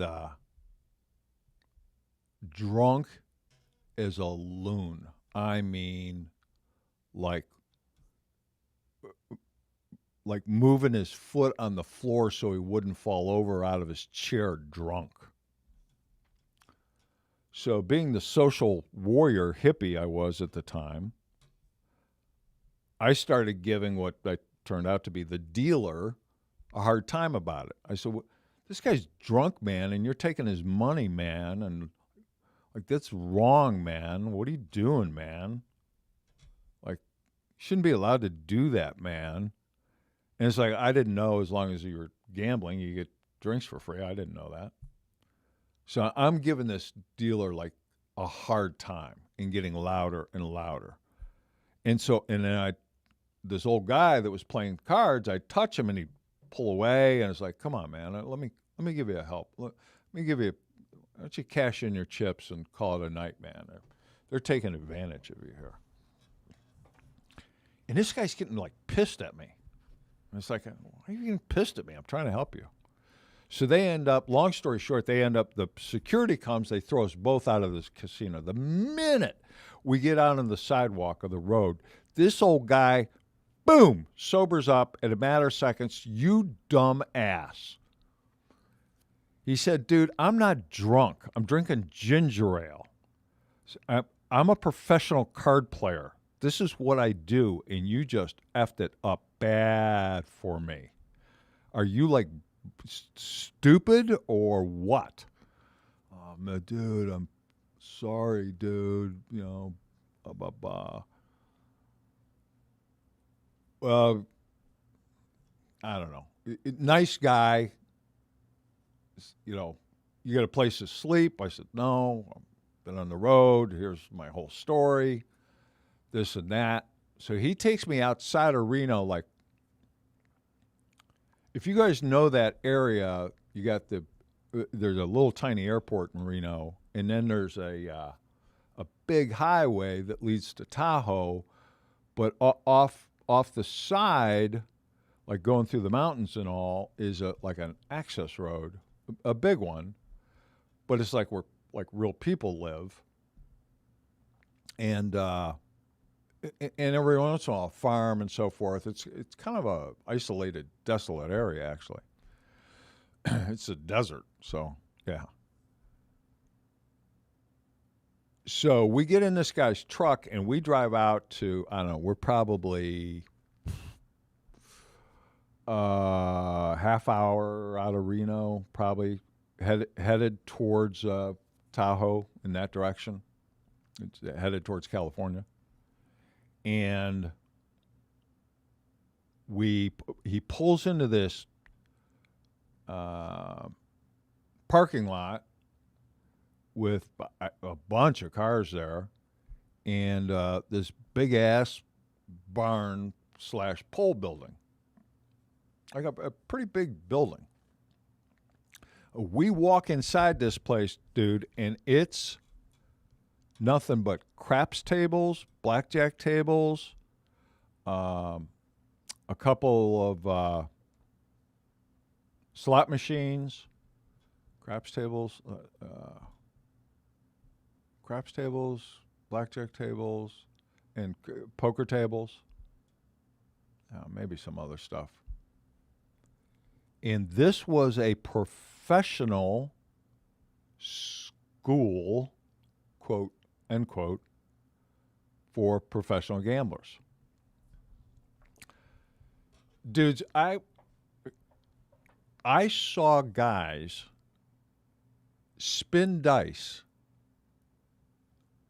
Those of you that ever watched craps, I saw these guys could take dice, put the numbers up that they wanted up to cover the bet that they made, take the dice, roll them out of their fingers, hit the bumper, because you got to hit that bumper, hit the bumper and would be the same number that they set up when they threw them out of their hands. These dice would spin, because the dice have to spin. They would spin, hit the bumper, and land on the same number that they were at in their hand when they released them. Unbelievable. They would practice this 4 or 5 hours a day. They would go to a casino, and they'd play like twice, win a boatload of dough, and then they'd have to move out because there's a bunch at craps tables. There's a bunch of guys watching that table, so they could only get away with a couple throws, and then they'd move on to another casino or another town. It was unbelievable. I'd never seen anything like it. So these guys ended up teaching me blackjack. And it's pretty much like the movies. It's pretty much like the books, and how this thing works. So I learned how to count cards. Now, counting cards is not that hard. I mean, the basic premise of blackjack, obviously, is to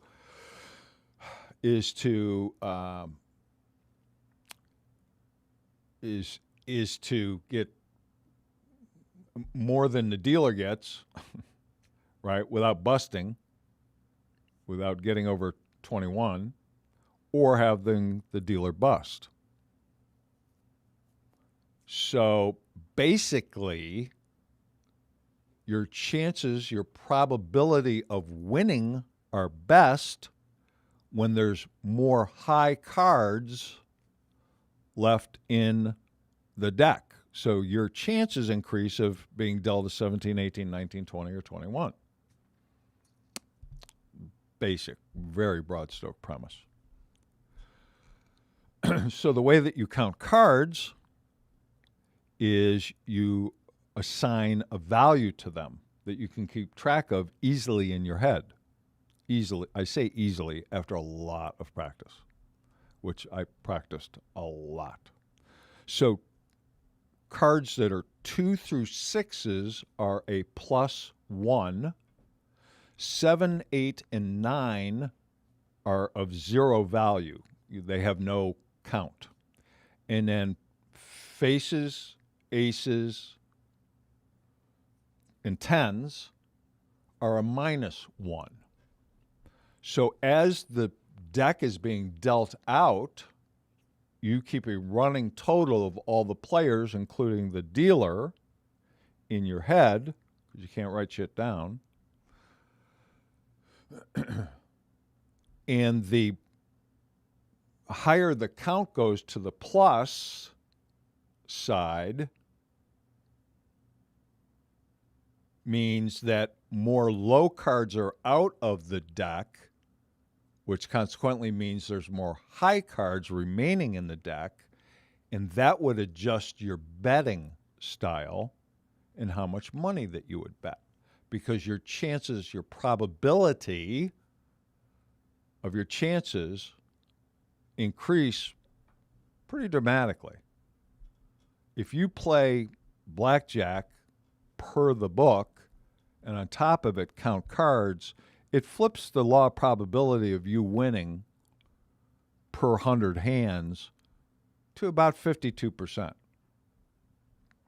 That can be debated, but and at 52%, if you're betting enough money and betting properly, that's a pretty big edge, because it's kind of the opposite when you're not, or worse.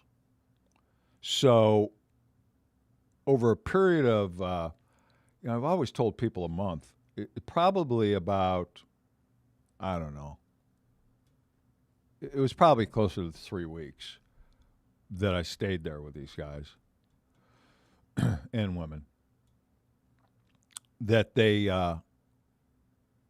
when they taught me the premise, and then I would have to count, because if you count a deck of cards of 52 cards, it always ends at 0. That's how the math works out. And I happened to be at that time, probably still am, pretty good at math. So it was somewhat easy for me to kind of look at stuff real quick and be able to keep track in my head, because you got to be able to do that, especially when you're playing with a bunch of people. That makes it easier if you're playing at a single deck table or double deck, two decks of cards, rather than what they call a shoe, where there's 5, 6, 7 decks of cards in there. You have to just adjust your betting a little bit and adjust your math a little bit, which is a whole nother thing that's too complicated to go into, so I won't. So I would have to then they would, so I'd have to count really quick, and they would give me a time limit on, and they would, in the middle of it, where's your count? I'm +4 or -6, whatever. And then they would throw 3 cards out, at a time, stack up, like 5 groups of 3 cards. I'd have to look at it and bang, that's +2. Stuff like that. And it was constant practice, with the idea of then they were going to put me on a team. And then when these guys play teams,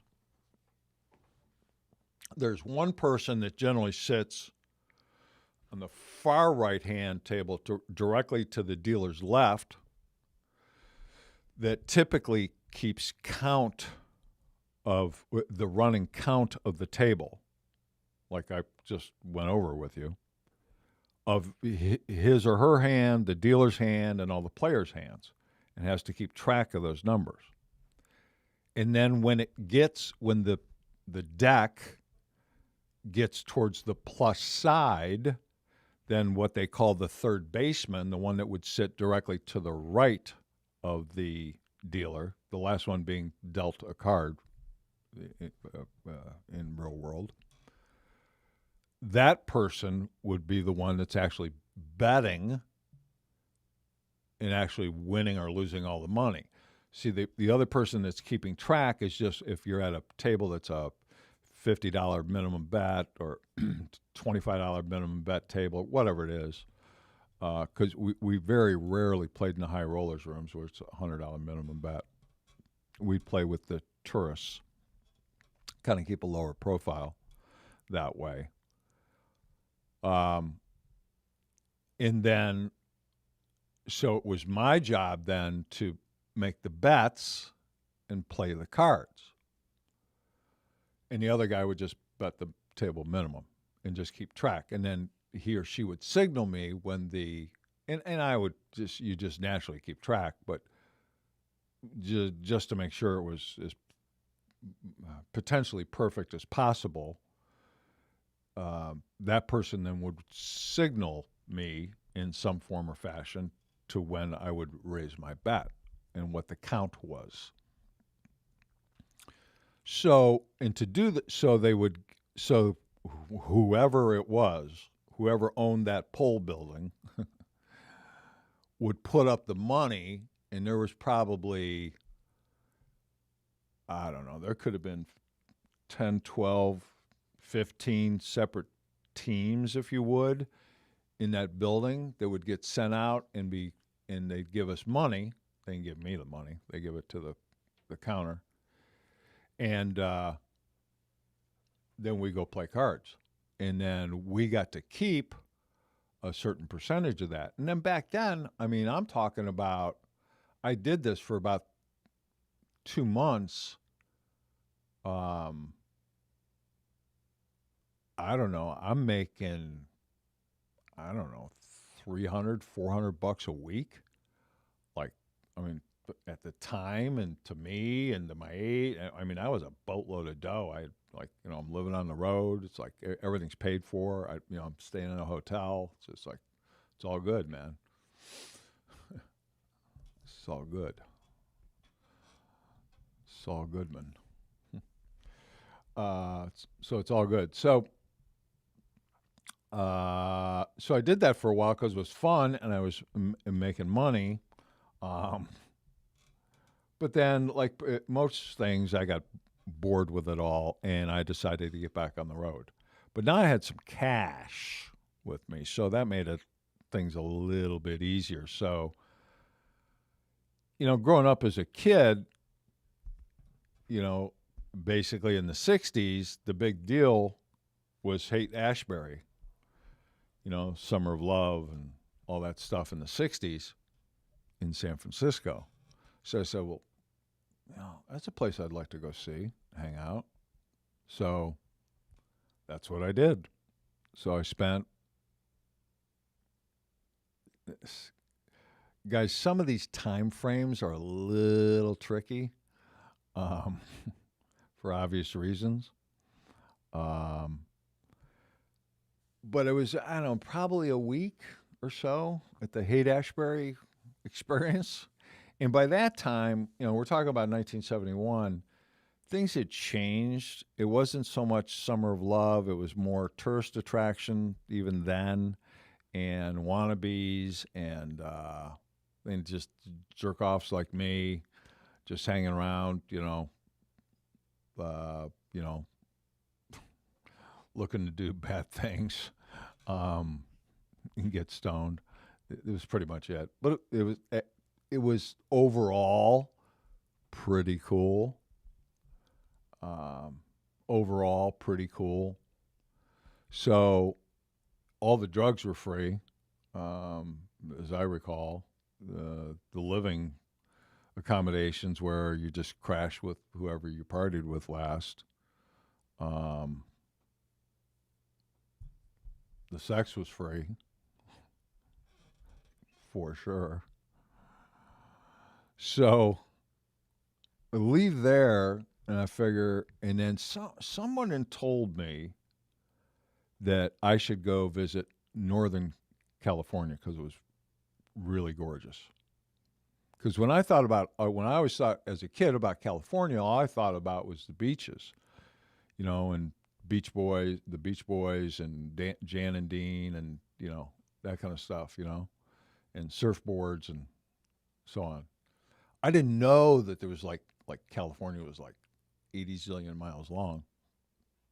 So I decided to hitchhike towards Northern California, see what's up. And I heard there were communes there. So I figured, good place to, hang for a while, eat, and hide out, and so forth. So I did that, and when I had left San Francisco, I had a boatload of drugs with me. And I got I don't know what I took, but whatever it was way too much of it. And this family, for some crazy reason, this family picks me up in a 9-passenger station wagon, and if you guys remember those cars, that third seat would face the back of the car, so you're looking out the back window. So, and this family with 2 kids, these kids had to be, they were, in and around 10 years old, maybe one of them might have been 8, one of them might have been 12, something like that, I don't know. But it's like a family, like a legit American, conservative family picking up this wild man. And so we're driving along, and I pass out. And as I wake up, my eyes look, and all I see is a hole, a gigantic hole, like 2 car lengths wide, car length and a half wide, like in a tree, like in a tunnel cut in a tree. So I screamed. I said, "Stop the car!" So these people like why? What's wrong? What is that? What did we just do? What is that? So we're in a redwood forest. I said, what is a redwood forest? So all these trees are like 1 million years old, and they're 400 feet high, and some of them along the road, they've drilled holes through them, and people drive through them. I said, well, shit, let me out. I was like, thanks for the ride, and you guys are awesome, and piece. And so what I would do I would walk, I don't know, 50, 60, 70 feet, whatever, on the other side of that tree before you go through the tree, and I would just hitchhike through the tree like a dozen times. Dozen's an exaggeration, probably 7 or 8 times, because I was so stoned and I thought it was so awesome driving through these redwood trees. Crazy. It's crazy stuff. So the next thing I can remember is pretty, not much happened of any consequence. I know I spent some time in Oregon. I have family out there, and they're all very well connected, as it turns out. And one of them, how did this go? Whose husband was it? I don't know. One of them's boyfriend, husband, whatever, had bought this old fire station, like a firehouse where firemen hang out, and turned it into a home. It was on the cliffs in Oregon. I forget the name of the town. It was freaking beautiful. And the backyard was, I don't know, 60, 70, 80 feet long. And then, boom, man, it was cliffs like straight down. And then the shore, quote unquote, was all nothing but rocks. But the ocean coming in, it was, oh, Jesus, it was just so beautiful. So beautiful. And I wanted to stay there for a while, but I did not. But everybody had stuff to do. You know, everybody was, other than me, was actually working, was an actual functioning human being. So from there, the next thing I can really identify or remember with any clarity, and actually we were talking about it before, I thought I was somewhere around the Battle of Little Bighorn, which turns out to be in Montana. I'm pretty sure that I was at this point in time in South Dakota, but at any rate, doesn't change the story, I guess, at all. But I was walking, hitchhiking like this for a year.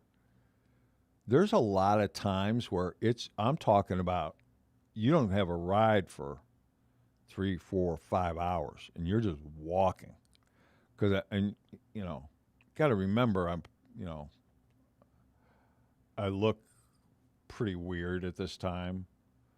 I'm in the middle of nowhere, and both people actually have to be kind of careful, both the hitchhiker and the person driving the car. So I'm walking, and I'm pretty sure I was in South Dakota. I'm pretty sure. But it was all open grazing, meaning there's 0 fences. So it had been hours since I'd been picked up, since I had anybody stop. And I'm looking out, and I don't know, however far your eyes can see, whatever it is, 300 yards, whatever.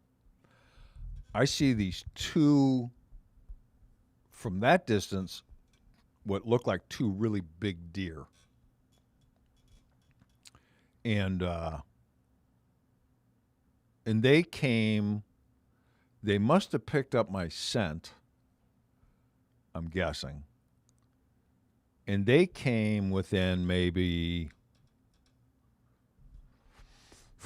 I'd say, I'm thinking of football fields. I would say probably 150 yards away from me, and I found out that these were not big deer.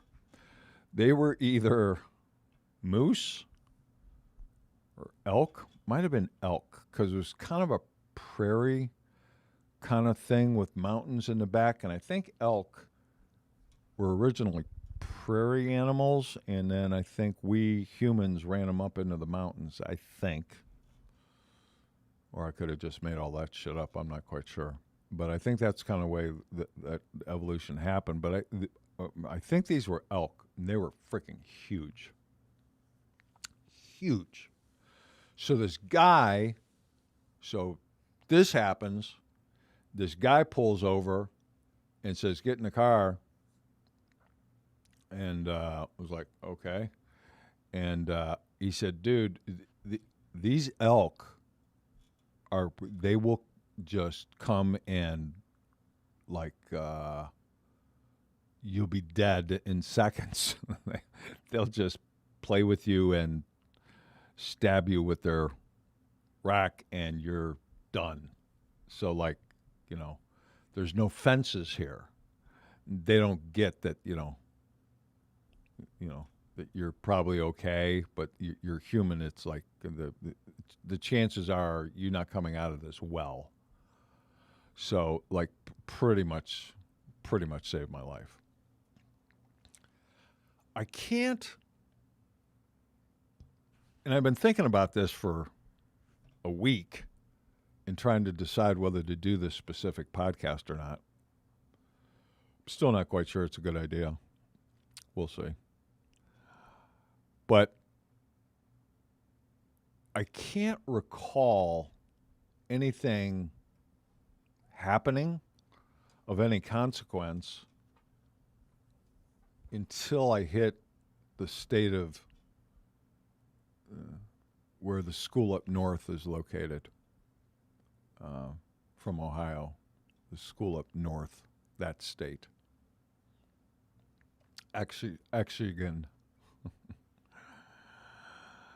So if for the purpose of this story, I'll say the state is Michigan. So I'm been walking for a long time.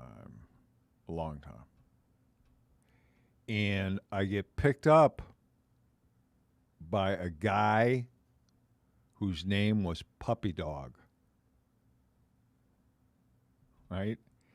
And he had two other hitchhikers, I think, were hitchhiking together in the bed, of the pickup truck that he was driving. And I sat in the passenger seat. And so this guy said, where are you going? I said, well, where are you going? He said, I'm going into downtown Detroit. I said, okay, that'll work. So Puppy Dog says, I got to make a stop. And was like, okay. And so we go to this, I don't know, off a dirt road stop house. And he's inside for, I don't know, 10 minutes, 15 minutes or whatever. And he comes out with a big smile on his face and a big bag of pills. And he starts hammering down these pills. Do you guys want any of these? No. It's cool. Guys in the back, do you guys want any of these? No, we're good. And I'm talking about, so we get back on the highway, and I'm talking about in 10 minutes, this guy goes completely psychotic. Gun, a revolver, comes out of underneath his seat. He puts it in his lap. He's driving like all over the road. And the people in the back are screaming, freaking out. Stop the car, stop it, let us out. I said, hey, dude, how about you let us out of the car here, dude? And he said, how about you shut the F up? And, he holds up the revolver. Okay, so the people in the back don't see this stuff happening.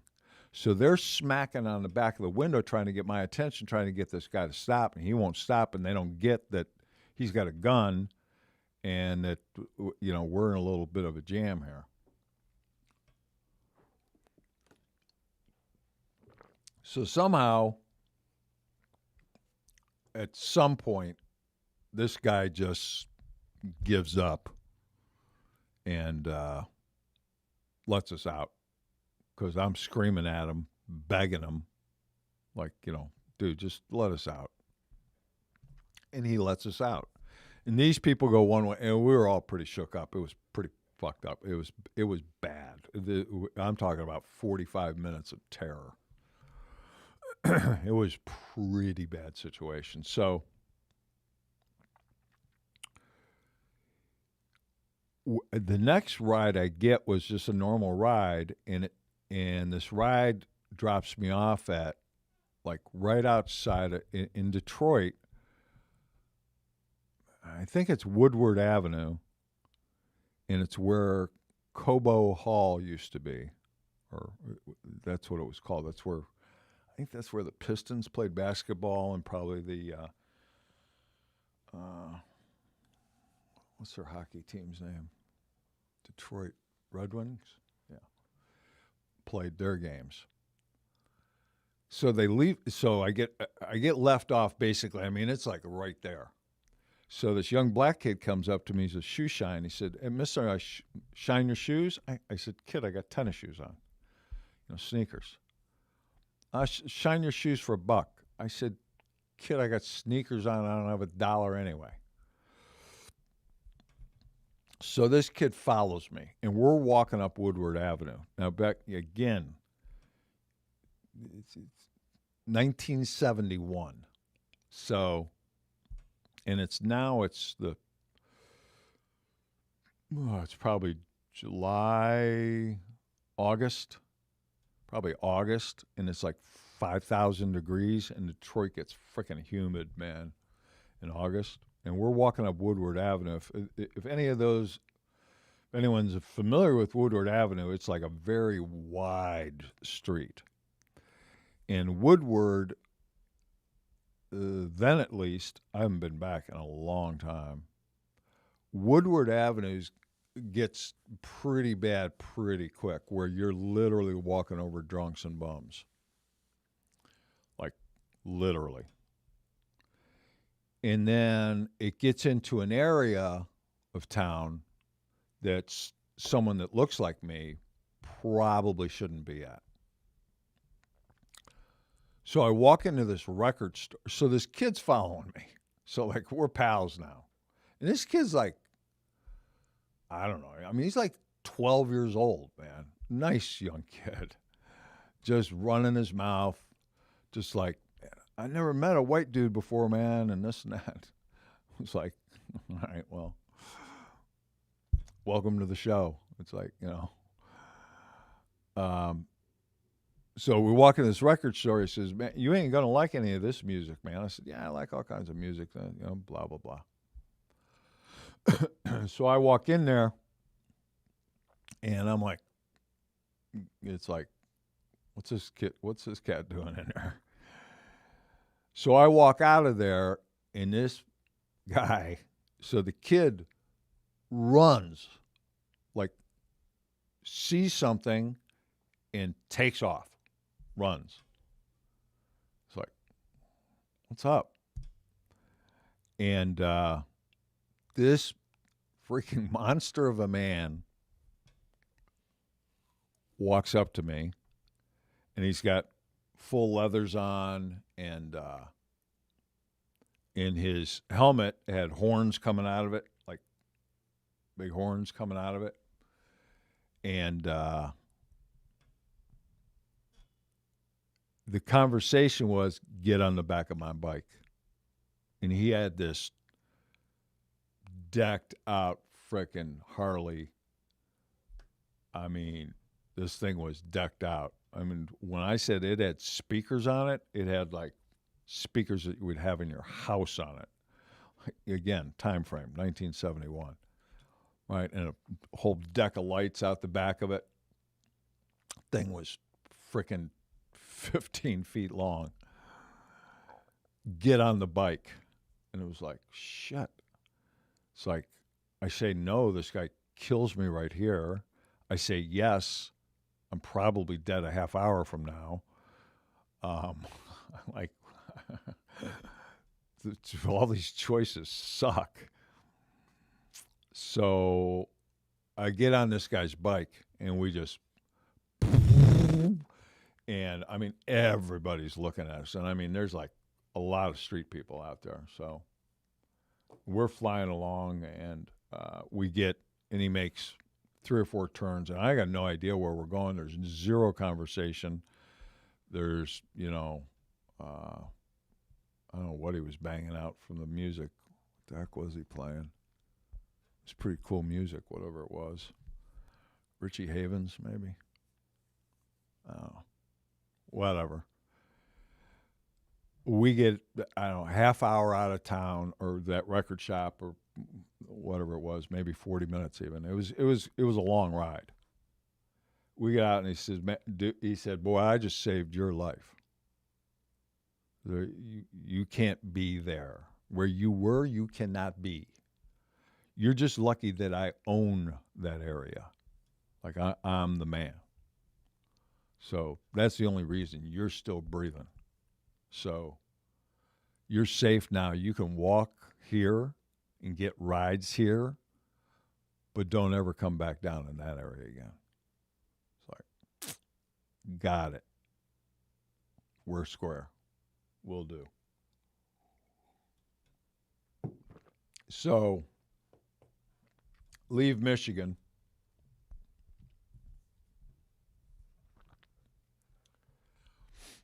And now it's the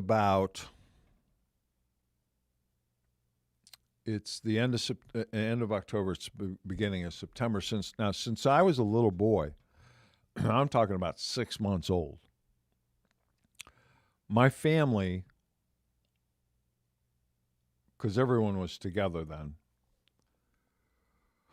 we would spend Labor Day at a place called Cook's Forest, Pennsylvania, and specifically a camping area called Macbeth's Cabins.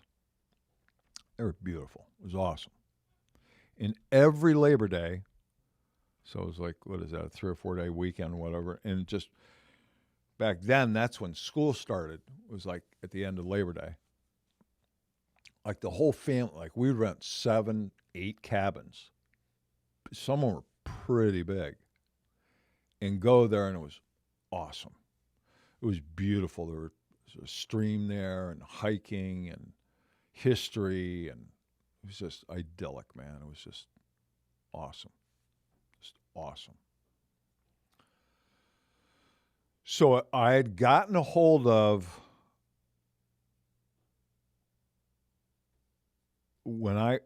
so after I left Michigan, I had to go through Ohio, because then I had a plan that I was going to hook up back with my family if everything was quote unquote cool at Cook's Forest, because I knew my whole family would be there. So I felt safer. But I still didn't know what was going on, if the military's after me, like I have no clue, because I hadn't talked to my parents in a year. So I talked to Lenny, the goose, somehow where I was somewhere in Ohio. I just took a couple days, but I ended up getting a hold of him. And I said, dude, here's my plan. I'm going to go to Cook's Forest. As a kid, everyone, I'd get to pick a friend to go to Cook's with me, like, when I finally reached, 12, 13, 14 years old or something like that. So the goose had been there a couple times. And so I said, I'm going to go to Cook's. You want to meet me there? I said, yeah, man, I'm in. So he had gotten a car by this time, somehow. Not quite sure how. So I show up unannounced at Cook's Forest. It was pretty wild. It was like it's a crying fest. Everybody's crying. We didn't know what happened to you, and blah blah blah. And are you okay? And you got to remember at this time, I was thinking about it this morning. There are literally, that I know of, literally no pictures of any of this. I know there was a picture of me taken that I had with the Haight-Ashbury street sign behind me. I know there was a picture of me in Oregon. I know there was a picture taken of me in New Orleans for some reason by somebody that I had, like a Polaroid. I know there were pictures of me taken in Boston. Just no idea where, and definitely Cook's Forest that year. Those I might see if my ex-wife has any of those pictures. Maybe she ended up with them. I don't know. But at any rate, so it's, oh, honey, you're here and this and that and another thing. So what Lenny and I decided to do was start drinking. And then what we decided to do was Cabin 50, which was the big cabin where my grandfather would stay. And when my parents were married, that's where they would stay and I would stay. And there was a loft upstairs with bunks. And we'd stay there. And it was at the top of a very steep hill. And cars had just come flying both ways down this hill. So Lenny and I thought it would be a really good, there's always a ton of alcohol. My family, German,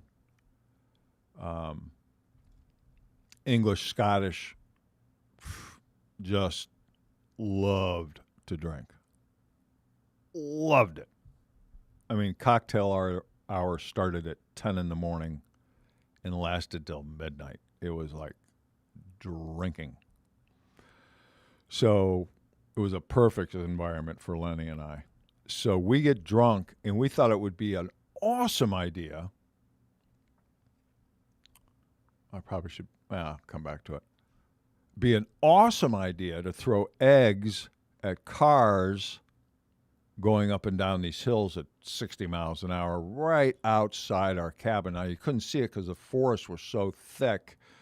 You couldn't really see where these eggs were coming from, but you'd hear, I mean, seriously, dude, this is how effed up this was. We'd throw these eggs, and you could hear the brakes and just, people losing their minds about it. So ultimately, the police show up, and my Aunt Barbara, as I recall, hid us in the bunk beds upstairs in the loft at Cabin 50. Is it 50? Yeah. And told the cops some story, whatever, got us out of it.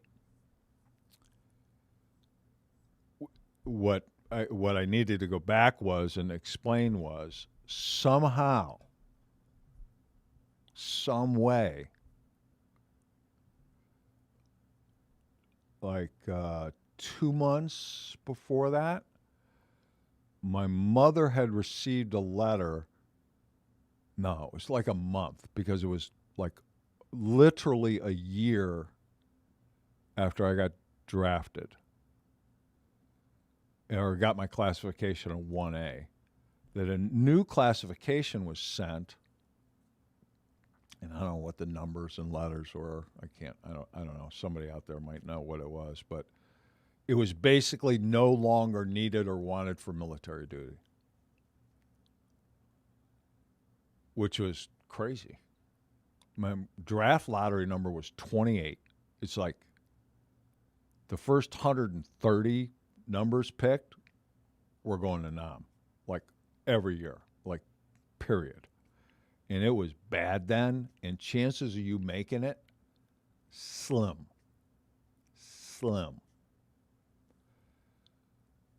So the only thing that because unbeknownst to me, my mother had written 2 additional letters to the president.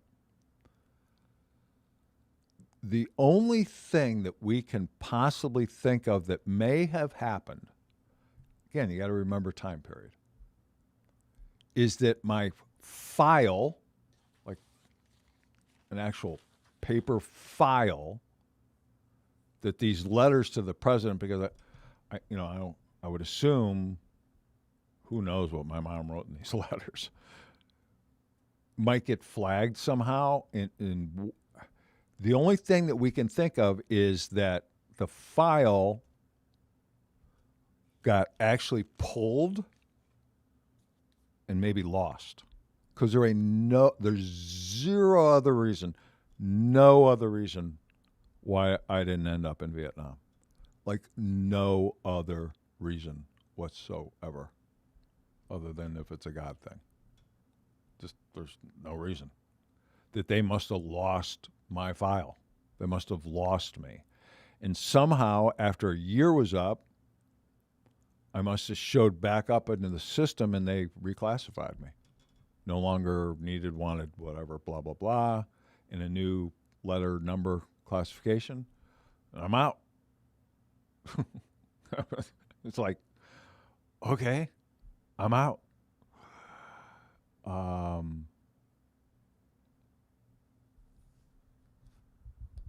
that's it. That's basically the story. There's a bunch of sub-stories. Some I can tell. We won't. Some I can't tell. Just too bad.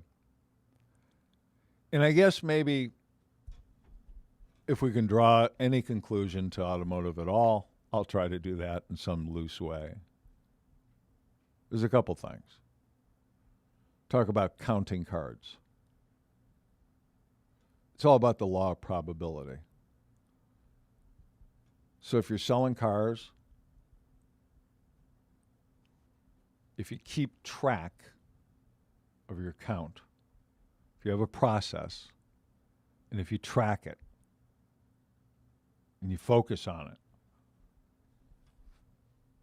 and I mean really focus on it, it increases your probability of selling a car or winning a hand of blackjack. Very similar. Doesn't make it a lock. Doesn't make anything for sure. All it does is increase your probability. What I just told you for the last 2 hours and 15 minutes were a bunch of stories about my life. Portion of my life. An odd portion of my life.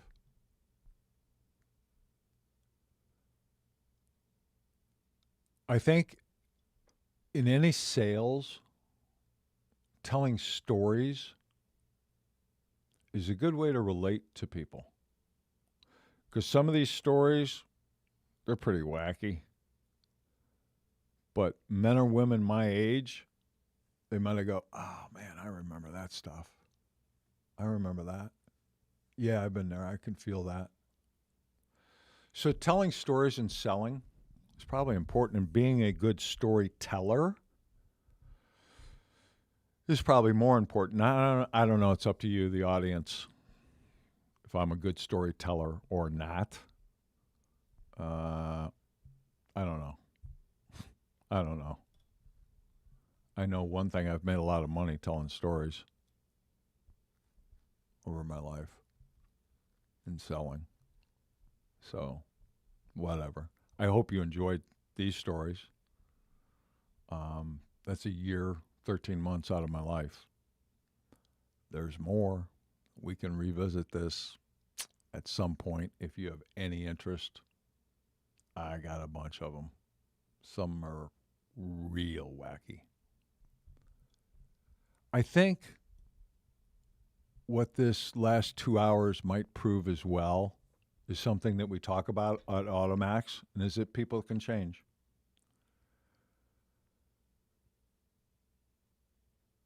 I was a person then that didn't give a shit about anything or basically anybody. I would use people. Shit, I stole from people.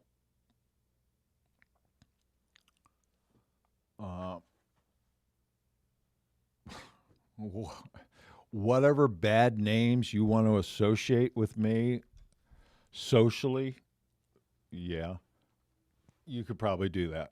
Some bad stuff. Been in jail several times, actually, in my life. Whole nother subject, but I've had 9 DUIs. I did 30 days at a county jail. That's a whole nother story. That was not a cakewalk. Luckily, I could play basketball really good, and I knew how to play spades. So I ended up owning everybody's cigarettes. So that was awesome. And I knew the, what do they call those guys? They're inmates, but they have a special job, and crap, whatever. But I happened to actually sell one of them a car, and he kind of watched out on me, watched out over me. So I was in a cell block that was nobody in that cell block looked like me, so it was pretty wacky time, very wacky time. But I guess my point is that people can change, and what you've done in your past is your past, and if you have made changes, there is a road to redemption that I think people should be allowed to travel down and take a look at. Some of these stories that I've told today, and some of the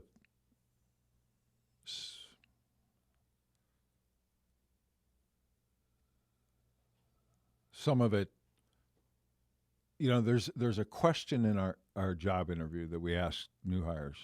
It's like, if you could go back and you could change one thing about it yourself, what would it be?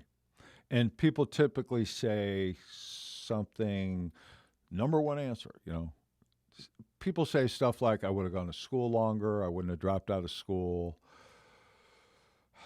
I wish I would have spent more time with my family, parents, kids. A lot of it, unfortunately, it is I wouldn't have married him or her. Very seldom do we hear, I wouldn't change a thing. But looking back on it, and this is just 2 hours of it, I did some crazy stuff, man. Just crazy. I wouldn't change a thing. It's not to say that I don't regret things. Time not spent with my children. Massive mistakes with women. Some money mistakes that I don't make anymore. But all these experiences in my simulation called life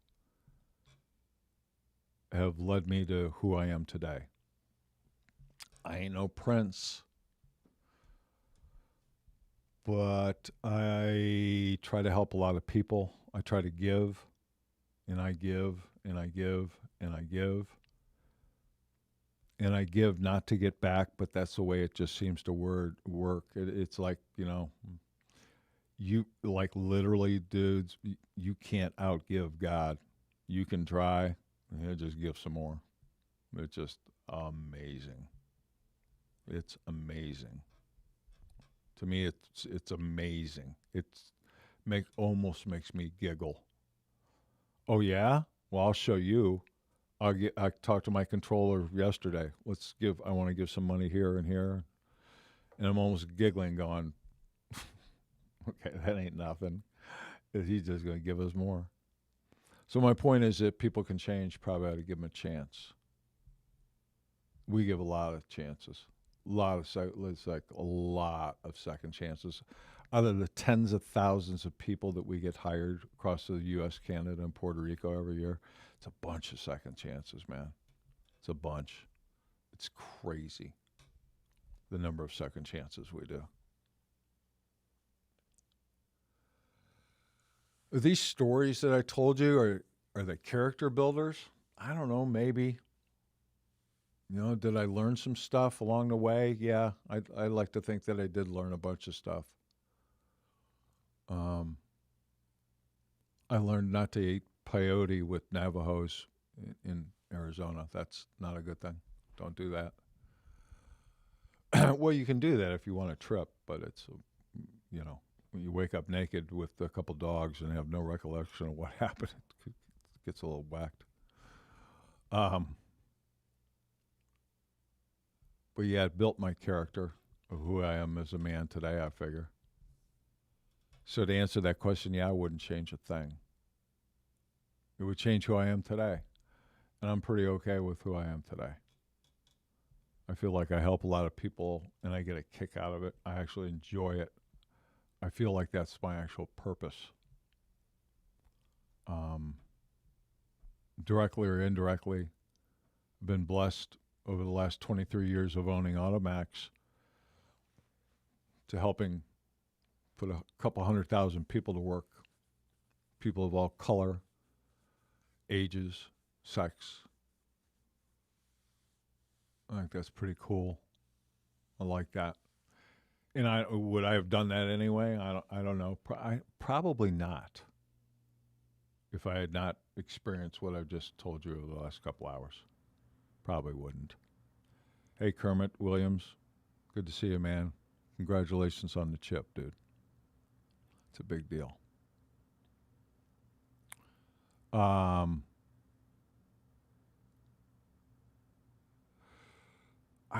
That's about it.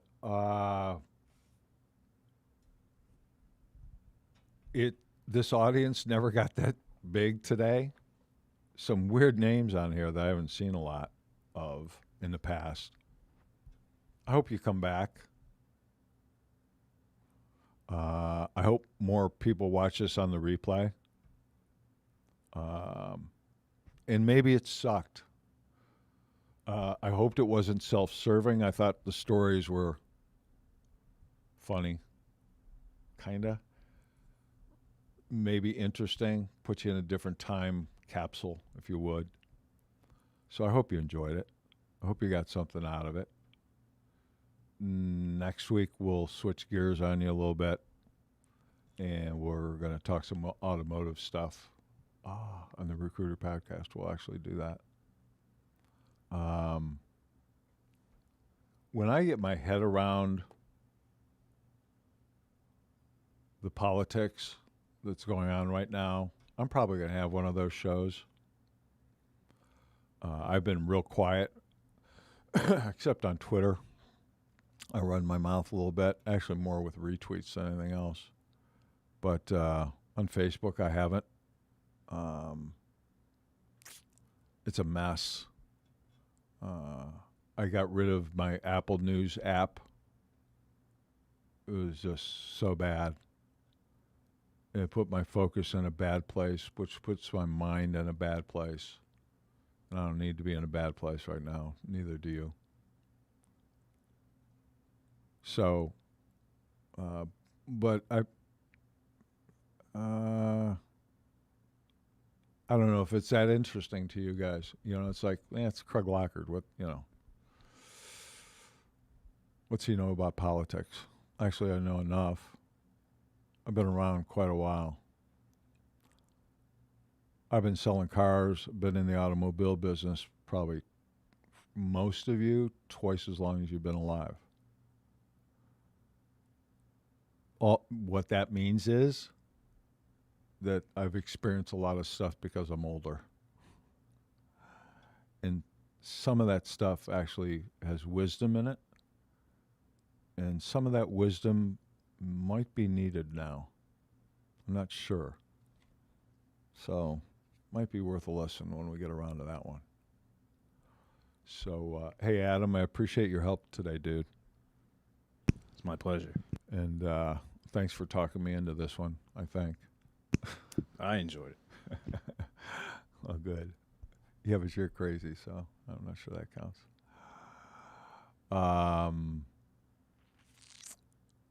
Yeah, so everybody, I think it's a good idea that you probably tell somebody that you love them today and mean it. I think it's probably a pretty good idea that you just do good, do better, love your kids harder, love your friends harder. I think that's a pretty good idea. I'd stay away from the news, man. They're playing us. Stay away from it. Don't hitchhike. Don't hitchhike. It's probably not a good idea anymore. Probably wasn't really brilliant then. It's worse now. With that, let's take us out of here with our friend Jan Magnusson from Stockholm, Sweden. Bye. 'Cause I know everything you said, everything